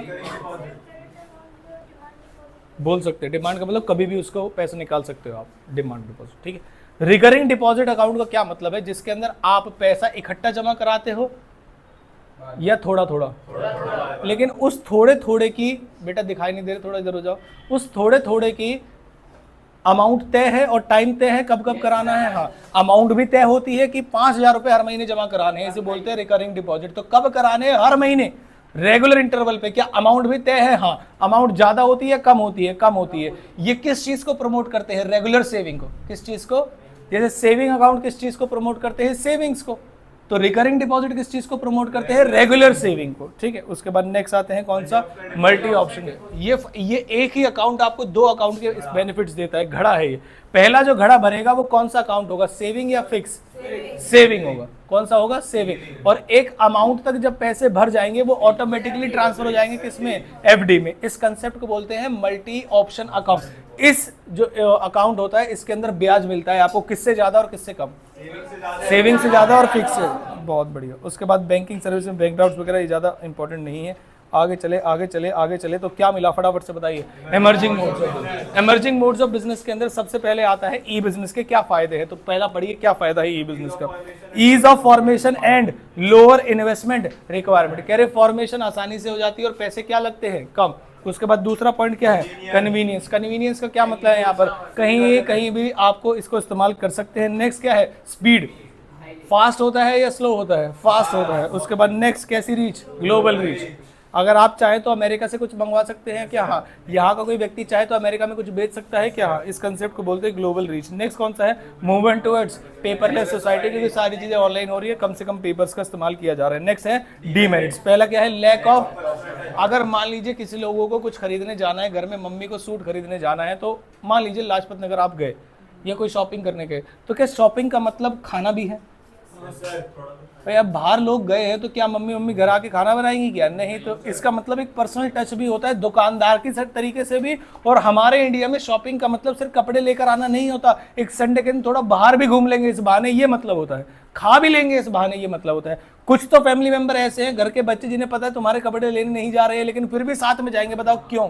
क्योंकि उन्हें कपड़े की चिंता है क्या? नहीं। और कुछ तो ऐसे भुक्कड़ है, पहुंचते ही कहते पहले खा लेते तब आराम से कर लेंगे, क्योंकि पता है करते करते तो भूख लगनी ही है, बाद में तो कह रहे पहले भी थोड़ा उधेड़ लेते हैं, अगर आपकी इजाजत हो तो, है ना।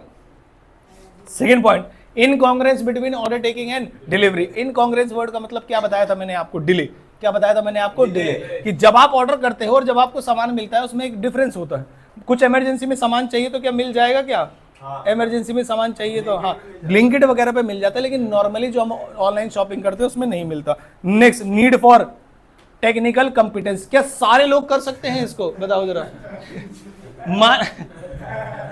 मान लीजिए इन लोगों को करने का मन है ऑनलाइन, तो टेक्निकल कंपिटेंस भी तो चाहिए। मोबाइल फोन चलाना आना चाहिए, मोबाइल फोन में पेमेंट करनी आनी चाहिए, टेक्निक। और भाई मोबाइल फोन सबके पास रहता है, और मैंने एक बात देखी भाई, हमसे बड़े बड़े मोबाइल रहते हैं इनके पास। हाँ, झुग्गी में टावर हो या ना हो, मोबाइल इनके पास सबके पास रहते हैं। सच बता रहा हूँ मैं आपको। रिक्शे वाले के पास भाई साहब ईयरबड्स थे, इतने बड़ा वो था उसका, इतने में भाई सूटकेस आ जाए पूरा, इतना बड़ा उसका बॉक्स, चारों तरफ से अलग अलग लाइटें जल रही थी उसमें, कान में भी लगा रहा था, कभी लाल कभी पीली कभी नीली कभी हरी। उसी के रिक्शे में बैठा भाई, मुझे शर्म आ गई। तो इनके पास भाई पैसे रहते हैं। हाँ, उससे तो बड़ा ही फोन था ना उसका। हाँ? नीड फॉर टेक्निकल कंपिटेंसी का मतलब समझ में आया। डीमेरिट्स ये है कि जैसे अनपढ़ व्यक्ति के दुकान पे जाके शॉपिंग कर सकता है, हाँ। क्या ऑनलाइन शॉपिंग हर लोग कर सकते हैं, ऐसा जरूरी है? नहीं। उसके बाद नेक्स्ट है पीपल रेजिस्टेंस। कुछ लोग ऐसे होते हैं जो कर सकते हैं लेकिन वो उन्हें समझ में नहीं आता। जैसे मुझे पर्सनली कभी कपड़े ऑर्डर करना समझ में नहीं आता वहां पर, क्योंकि वो दिखता कुछ और है। पहली बात तो कपड़ा दिखता कुछ और है, दूसरी चीज उसमें मॉडल ने पहना हुआ है तो अच्छा लग रहा है, अब वो चीज हमने पहन ली, छी कुछ और ही लग रहा था।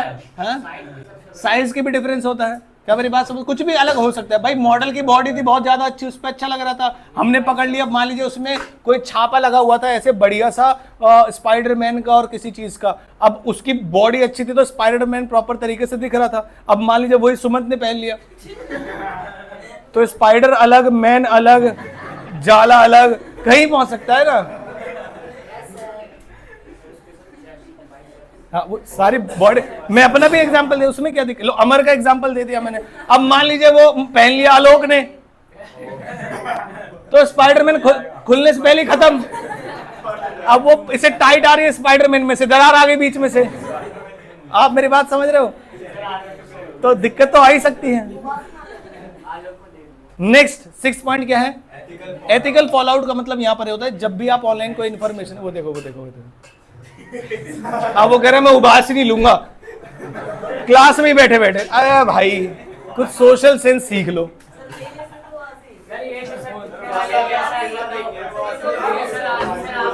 जब तक मैं नहीं देखूंगा तब तक। उससे मैंने रिश्वत ले ली 100 रुपए वाली।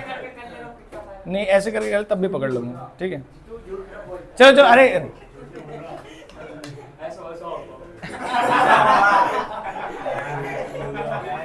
अरे छोड़ो। एथिकल फॉल आउट का मतलब क्या है? जब भी आप ऑनलाइन शॉपिंग करते हो तो अपनी इंफॉर्मेशन देते हो, डेबिट कार्ड, क्रेडिट कार्ड या अपना एड्रेस या अपनी एक्टिविटीज, तो उसका गलत इस्तेमाल भी हो सकता है, इसे बोलते हैं एथिकल फॉल आउट। अब आते हैं स्कोप ऑफ बिजनेस। इसमें से क्वेश्चन आना ही आना है। पहला कौन सा है? B2B। B2B का क्या मतलब होता है? बिजनेस टू बिजनेस, यानी ऑनलाइन ट्रांजेक्शन हो रही है जिसमें एक साइड कौन है? बिजनेस, और दूसरी साइड कौन है? बिजनेस। B2C का मतलब ऑनलाइन ट्रांजेक्शन हो रही है, बिजनेस बेच रहा है और कंज्यूमर खरीद। तीसरा C2C, इसका मतलब क्या है? कंज्यूमर बेच रहा है और कंज्यूमर ही खरीद रहा है। OLX का जिसमें हमने एग्जांपल लिया। एक होता है इंट्रा बी जो बार बार एग्जाम में आता है। इंट्रा बी का मतलब कोई दूसरा बिजनेस शामिल नहीं है, बिजनेस के अंदर ही रिलायंस का एक बिजनेस है जिसके अंदर डिपार्टमेंट है, फाइनेंस डिपार्टमेंट, मार्केटिंग, प्रोडक्शन और सेल्स। ये लोग आपस में कम्युनिकेट कर रहे हैं रिलायंस फाइबर जियो ही इस्तेमाल करके। तो बिजनेस के अंदर क्या हुआ, बिजनेस जैसे रिलायंस डिजिटल है, सुनना जरा ध्यान से, क्या है रिलायंस डिजिटल, उसमें रिलायंस के इलेक्ट्रॉनिक सामान मिलते हैं। उन्होंने जियो फाइबर का सर्विसेज ली हुई है। तो बताइए कैसे सर्विस, कैसा बोलेंगे उसको, इंट्रा बी। क्या बोलेंगे इसको, इंट्रा बी, बिजनेस के अंदर। C2C मैंने ऑलरेडी बता दिया। अब आते हैं डिफरेंस में, किस किस के बीच में, ट्रेडिशनल और ई बिजनेस। ईज ऑफ फॉर्मेशन, किसमें आसान है किसमें मुश्किल है, ई बिजनेस में आसान है। अब इस एक लाइन में लिखोगे, इसे पूरा लिख सकते हो, सेंटेंस बनाना सीखो। Nitish, in traditional business ease of formation, क्या मेरी बात समझ में आती है, होती है नहीं होती? नहीं होती। तो इन traditional business difficulty in formation because of किस चीज के वजह से, बताइए, कैपिटल रिक्वायरमेंट। किसके, कैपिटल रिक्वायरमेंट, लोकेशन रिक्वायरमेंट, बहुत सारे रीजन। तो भर स्टार्टिंग के एटलीस्ट 3-4 पॉइंट्स ऐसे लिखो जिसमें आप भर भर के लिखो। स्टार्टिंग में ही गरीबी दिखा दोगे एक लाइन वाले तो वो काट देगा भाई, नीचे पड़ेगा ही नहीं। क्या मेरी बात समझ में आती है? हाँ। ए भाई कोई पानी ले आओगे क्या? सुमन तुम्हें मैंने कुछ नहीं पीटा आज तुम ले आओ। अच्छा वो तो देखो। ले आओ पीछे पीछे, एक ही बॉटल लेके आ रहा हो, कोई और कुछ ना बोले इससे। जाओ भाई जल्दी आ जाओ। बोला था ना तुमसे पानी मत पियो फिर भागोगे।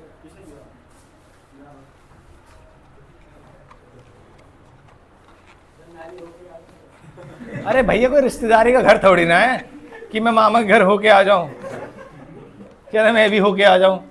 शौचालय गया है भैया वो, लगा तो सही से। अरे भाई कहाँ से चुरा लिया, लगाओ वहीं पे।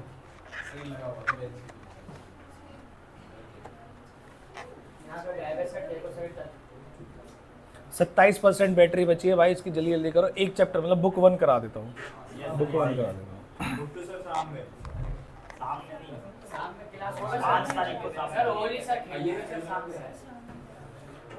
बुक तो शाम में करा दूँ, आ जाओगे शाम में?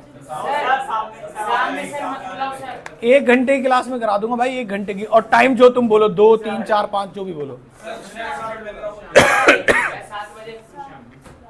4 से 5 में कर लें, 1 घंटे में करा दूंगा। 3 से 4 क्यों?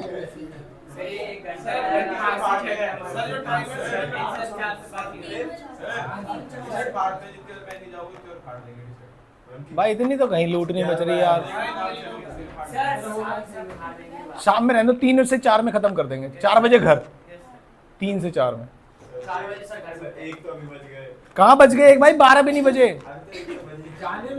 नहीं 15 मिनट में करा देता हूँ, अभी परसेंटेज भी कम रहेगी। चलो चलो, कॉस्ट ऑफ सेटिंग पता है ट्रेडिशनल में ज्यादा लगती है, बिजनेस में ज्यादा लगती है?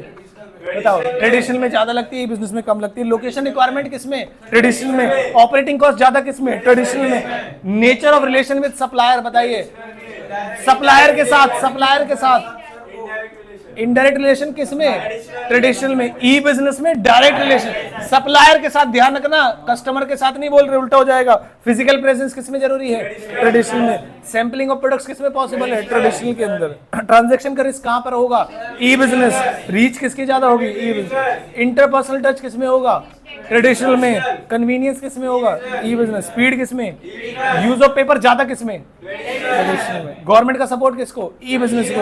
एथिकल फॉलोआउट के चांसेस बहुत बढ़िया, बहुत बढ़िया। छुट्टी के नाम पे क्या एकदम आउटसोर्सिंग आप लोगों ने मना किया, हमारे में नहीं आ रहा है।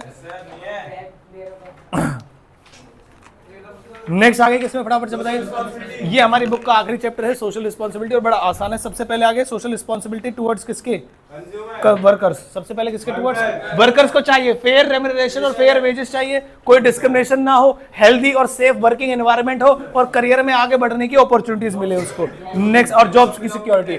टुवर्ड्स किसके? कंज्यूमर्स के टुवर्ड। कंज्यूमर क्या चाहता है? Good quality products at reasonable price, continuous supply, complete information, और कोई एडल्ट मार्केटिंग और ये सब ब्लैक मार्केटिंग नहीं होनी चाहिए उसके साथ।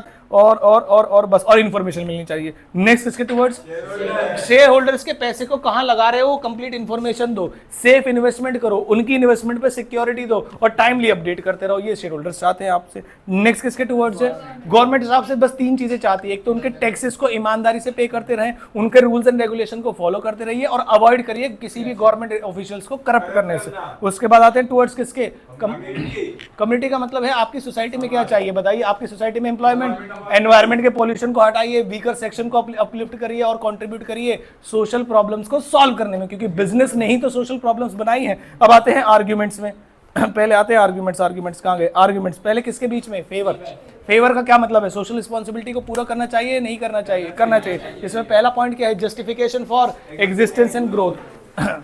सोशल रिस्पॉन्सिबिलिटी का मतलब यहाँ पर ये होता है कि आपका जो बिजनेस है वो किस में एग्जिस्ट कर रहा है, फटाफट से बताओ, सोसाइटी।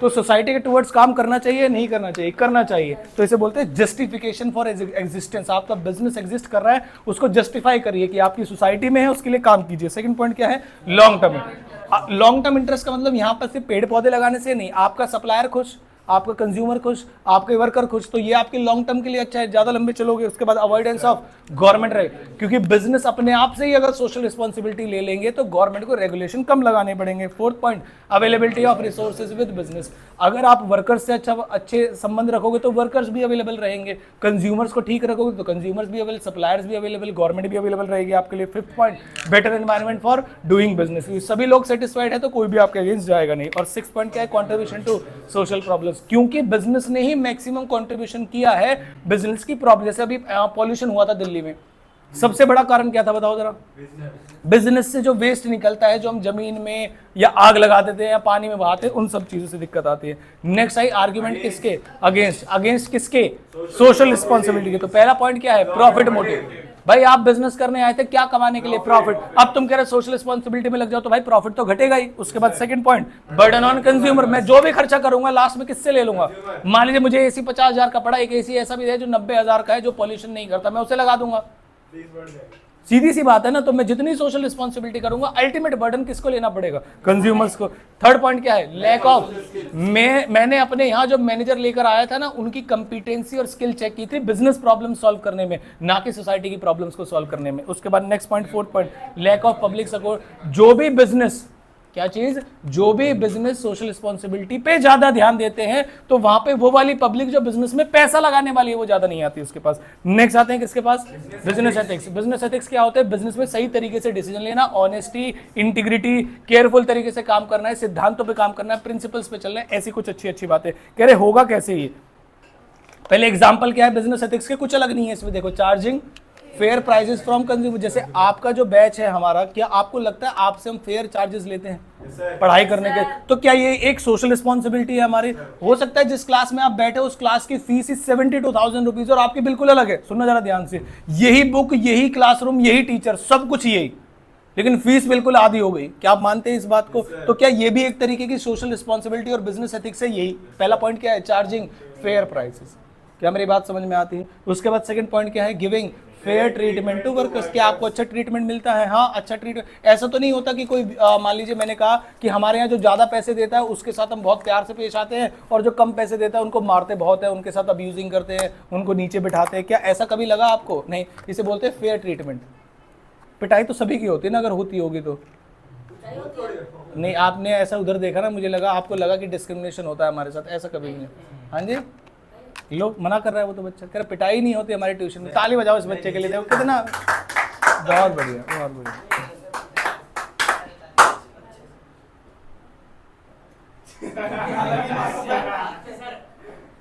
शाहरुख खान हो ना, तुम ऐसे कर रहे हो। थर्ड पॉइंट, इधर इधर, अर्निंग कैसा, प्रॉफिट, रीजनेबल और जेन्युइन प्रॉफिट। उसके बाद fourth point, paying taxes timely. ये सब बातें बिजनेस एथिक्स के अंदर आती हैं, ठीक है। जिसमें कह रहे कैसे कैसे कर सकते हैं ये बताओ। पहला पॉइंट क्या है इसमें, टॉप मैनेजमेंट। जब तक टॉप मैनेजमेंट के लोग अपने बिहेवियर, अपने प्रैक्टिसेस, अपनी डिसीजन मेकिंग से ये नहीं शो करेंगे कि हम बिजनेस एथिक्स को अडॉप्ट करते हैं, तभी तो वर्कर्स करेंगे। तो पहला तरीका है टॉप मैनेजमेंट कमिटमेंट। दूसरे आते हैं कौन सा वाला, पब्लिकेशन ऑफ कोड। दूसरा कौन सा आता है, पब्लिकेशन ऑफ कोड, यानी रूल्स एंड रेगुलेशंस बनाइए। खाली एग्जांपल सेट करने से कुछ नहीं होगा, आपको क्या करना पड़ेगा, rules regulation code of conduct बनाने पड़ेंगे और उसके बाद इस बात पे ध्यान रखना पड़ेगा कि वो फॉलो हो। इसे क्या बोलते हैं, एस्टैब्लिशमेंट ऑफ कंप्लायंस मैकेनिज्म। उसके बाद एम्प्लॉय को भी इन्वॉल्व करो इन चीजों में कि वो भी इसमें ध्यान दे, तो इसे क्या बोलते हैं। और जब ये सारी चीजें हो जाए तो क्या करिए, मेजरमेंट ऑफ रिजल्ट, तो इसे क्या बोलते हैं, मेजरिंग रिजल्ट। 5 पॉइंट से पहला पॉइंट बताइए, टॉप मैनेजमेंट कमिटमेंट। खड़े हो जाओ बेटा, जल्दी जल्दी खड़े हो जाओ, खड़े हो जाओ, इधर जल्दी बेटा। फेयर ट्रीटमेंट होना चाहिए, डिस्क्रिमिनेशन होना चाहिए। बेटा मुर्गा तो नहीं बनाऊंगा मैं आपको, ये बन जाओगे हैं। गाना सुना दो एक, पोएम सुना दो एक, पोएम सुना दो बेटा, पोएम सुनोगे? पोएम सुना दो अच्छी सी। ट्विंकल ट्विंकल कुछ तो बेटा हमें करवाना पड़ेगा। 20 रुपये दे दो, छोड़ दूंगा। 30 रुपये, सॉरी दूध आ जाएगा। 40 रुपये। 60 किलो पनीर प्लेट मोमोज तो बोला ही नहीं, कह रहा पनीर की प्लेट ले लेना। प्लेट थोड़ी खाऊंगा मैं। बताओ बेटा जल्दी जल्दी। अभी पता है क्लास खत्म होने वाली थी 5 मिनट के अंदर, आखिरी समय में पकड़े गए। वो बच्चा देखो कब से उबासी ले रहा छुप छुप के, लेकिन पकड़ा नहीं गया ना भाई। अच्छी बात है, लो खूब लो, मेरे पकड़ में नहीं आना चाहिए। वो देखो बच्चा देखो 4 बार कर चुका है तब से। इसको आ रही है अंदर ही अंदर ले रहा है गुस्से में। 4 बार देख लिया मैंने इसको, आने ही नहीं दे रहा बाहर।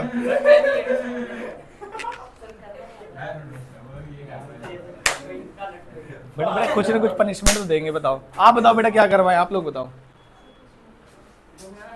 ऐसे दोस्त होने चाहिए। देखो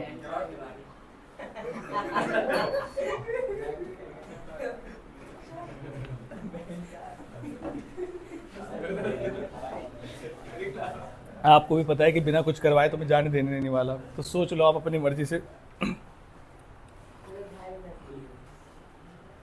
कोई भी पोएम सुना दो जो छोटी क्लास में गाया करते थे, है ना। पोएम आते हैं ना बहुत सारी अच्छी अच्छी, क्यों भाई? अरे यार उस दिन पोएम पोएम पोएम के, अरे नालायक, जल्दी बताओ। अरे क्वेश्चन तो बता देगी ना, इसलिए नहीं पूछ रहा मैं, बता देगी।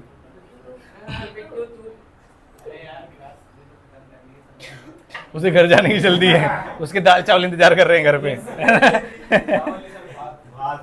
हाँ एक ही बात होती, भात अलग होता है चावल से, एक ही तो होता है। बताओ जल्दी। आप बेटा गांव का है, गांव बताओ पहले आप अपना। अरे बिहार गांव थोड़ी है यार, स्टेट है ना बिहार तो। बताओ। मधुबनी बिहार में ही आता है। उसकी भाषा में इन्हें 4 लाइनें डांट दो इसको, बस। ये सबसे आसान तरीका है, पता है आपको। नहीं तो फिर तो कुछ ना कुछ करवाएंगे हम। चलो, role of business in environment protection, ठीक है। पहला पॉइंट पढ़िए बेटा, कुछ ना कुछ करवाऊंगा मैं, जरूर ध्यान रखना, छोड़ूंगा नहीं। पहला पॉइंट क्या है, टॉप मैनेजमेंट कमिटी, क्योंकि हम रोल बता रहे हैं बिजनेस का, किसमें, एनवायरमेंट प्रोटेक्शन में। और क्या एनवायरमेंट को प्रोटेक्ट करना भी हमारा एक तरीके का बिजनेस एथिक्स है। हाँ, इसलिए सबसे पहला पॉइंट क्या होगा, टॉप मैनेजमेंट का, टॉप मैनेजमेंट दिखाएगा। उसके बाद एंश्योर्स कम्युनिकेशन। आप सोच रहे हो, देखो कम्युनिकेशन का मतलब बताना पड़ेगा, वहां पर रूल्स रेगुलेशन थे, यहां पर बताना पड़ेगा। उसके बाद तीसरा पॉइंट, यहाँ पे स्पेसिफिकली किसके लिए बनाए जाएंगे, एनवायरमेंट प्रोटेक्शन के लिए। किसके लिए बनाए जाएंगे, एनवायरमेंट प्रोटेक्शन के लिए। वहां पर 2 पॉइंट थे अभी तक, यहाँ पर 3 पॉइंट है। वहां का पहला पॉइंट क्या है, टॉप मैनेजमेंट कमिटी। उसके बाद दूसरा पॉइंट, वहां पर क्या था, पब्लिकेशन ऑफ कोड। और यहाँ पर क्या है, कम्युनिकेशन। क्या है यहाँ पर, कम्युनिकेशन दूसरा। और तीसरे पॉइंट में है क्या, establishment of what, develop clear cut policies and programs. उसके बाद जब एक तो खुद के प्रोग्राम बनाओ। 4th पॉइंट में क्या है, comply with the law and regulation by the government, यानी तीसरे पॉइंट में आप खुद के पॉल्यूशन के कंट्रोल के प्रोग्राम बनाओ। 4थे पॉइंट में जो गवर्नमेंट ने बना रखे हैं उनको फॉलो करो। 5वें पॉइंट में पार्टिसिपेट करो गवर्नमेंट के प्रोग्राम्स में जाके। और उसके बाद 6 पॉइंट में असेसमेंट करो कि पॉल्यूशन कंट्रोल प्रोग्राम्स जो तुमने बनाए थे वो कैसे चल रहे हैं। और लास्ट में अरेंजिंग एजुकेशनल वर्कशॉप। देखो दोबारा से बता दो, सबसे पहला पॉइंट क्या है इसमें, टॉप मैनेजमेंट कमिटमेंट। दूसरे में क्या करो, कम्युनिकेशन। तीसरे में डेवलप करो, क्रिएट कर पॉलिसीज एनवायरमेंटल प्रोटेक्शन वाली अपनी, उसके बाद फॉलो करो जो गवर्नमेंट ने बनाए हैं लॉ। पांचवें पॉइंट में क्या, छठे पॉइंट में क्या करोगे, गवर्नमेंट ने जो प्रोग्राम बना रखे हैं उसमें पार्टिसिपेट करोगे। फिर अगले पॉइंट में जो तुमने बना रखे थे उनके मेजरमेंट करिए कैसे चल रहा है वो, और लास्ट में क्या करिए, अरे नो, ये 7 पॉइंट्स लाइन से बता दो, छोड़ दूंगा। सबसे आसान है बेटा, दिखा दो एक बार, दो जल्दी बता दो, 7 पॉइंट बता दो, छोड़ दूंगा।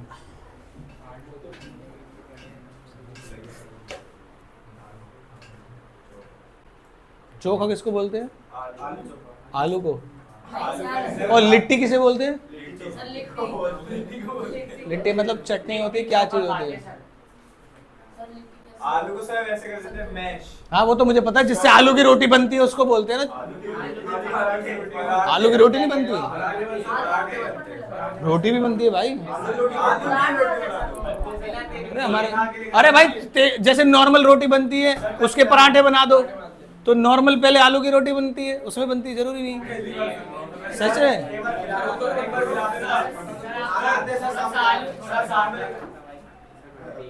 हो गया बेटा, जल्दी बताओ।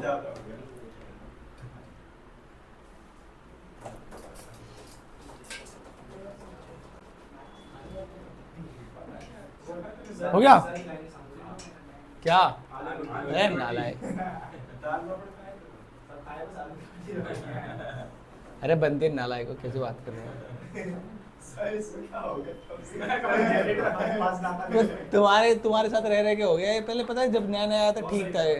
सर वो आपको दिखानी पड़ेगा, स्कूल में भी आपने कहा। बेटा जल्दी करो, बच्चों का दाल भात इंतजार कर रहे हैं।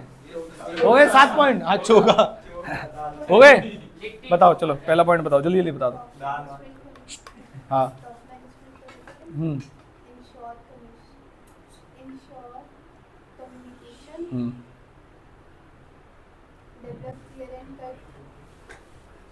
क्या, कहाँ से आवाज आ रही है, नालायक बहुत मारो पड़ गए। हाँ मैंने बोला। हाँ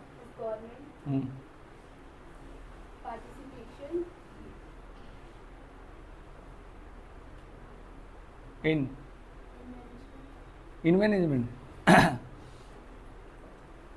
पार्टिसिपेट किस में करेंगे,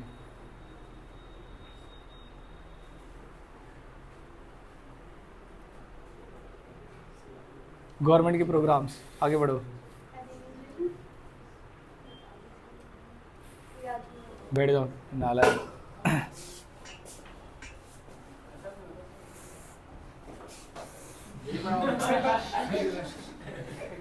तो आज की हमारी जो बुक 1 है वो यहाँ खत्म होती है, ठीक है। बुक 2 के लिए मिलेंगे कितने बजे, बहुत बढ़िया।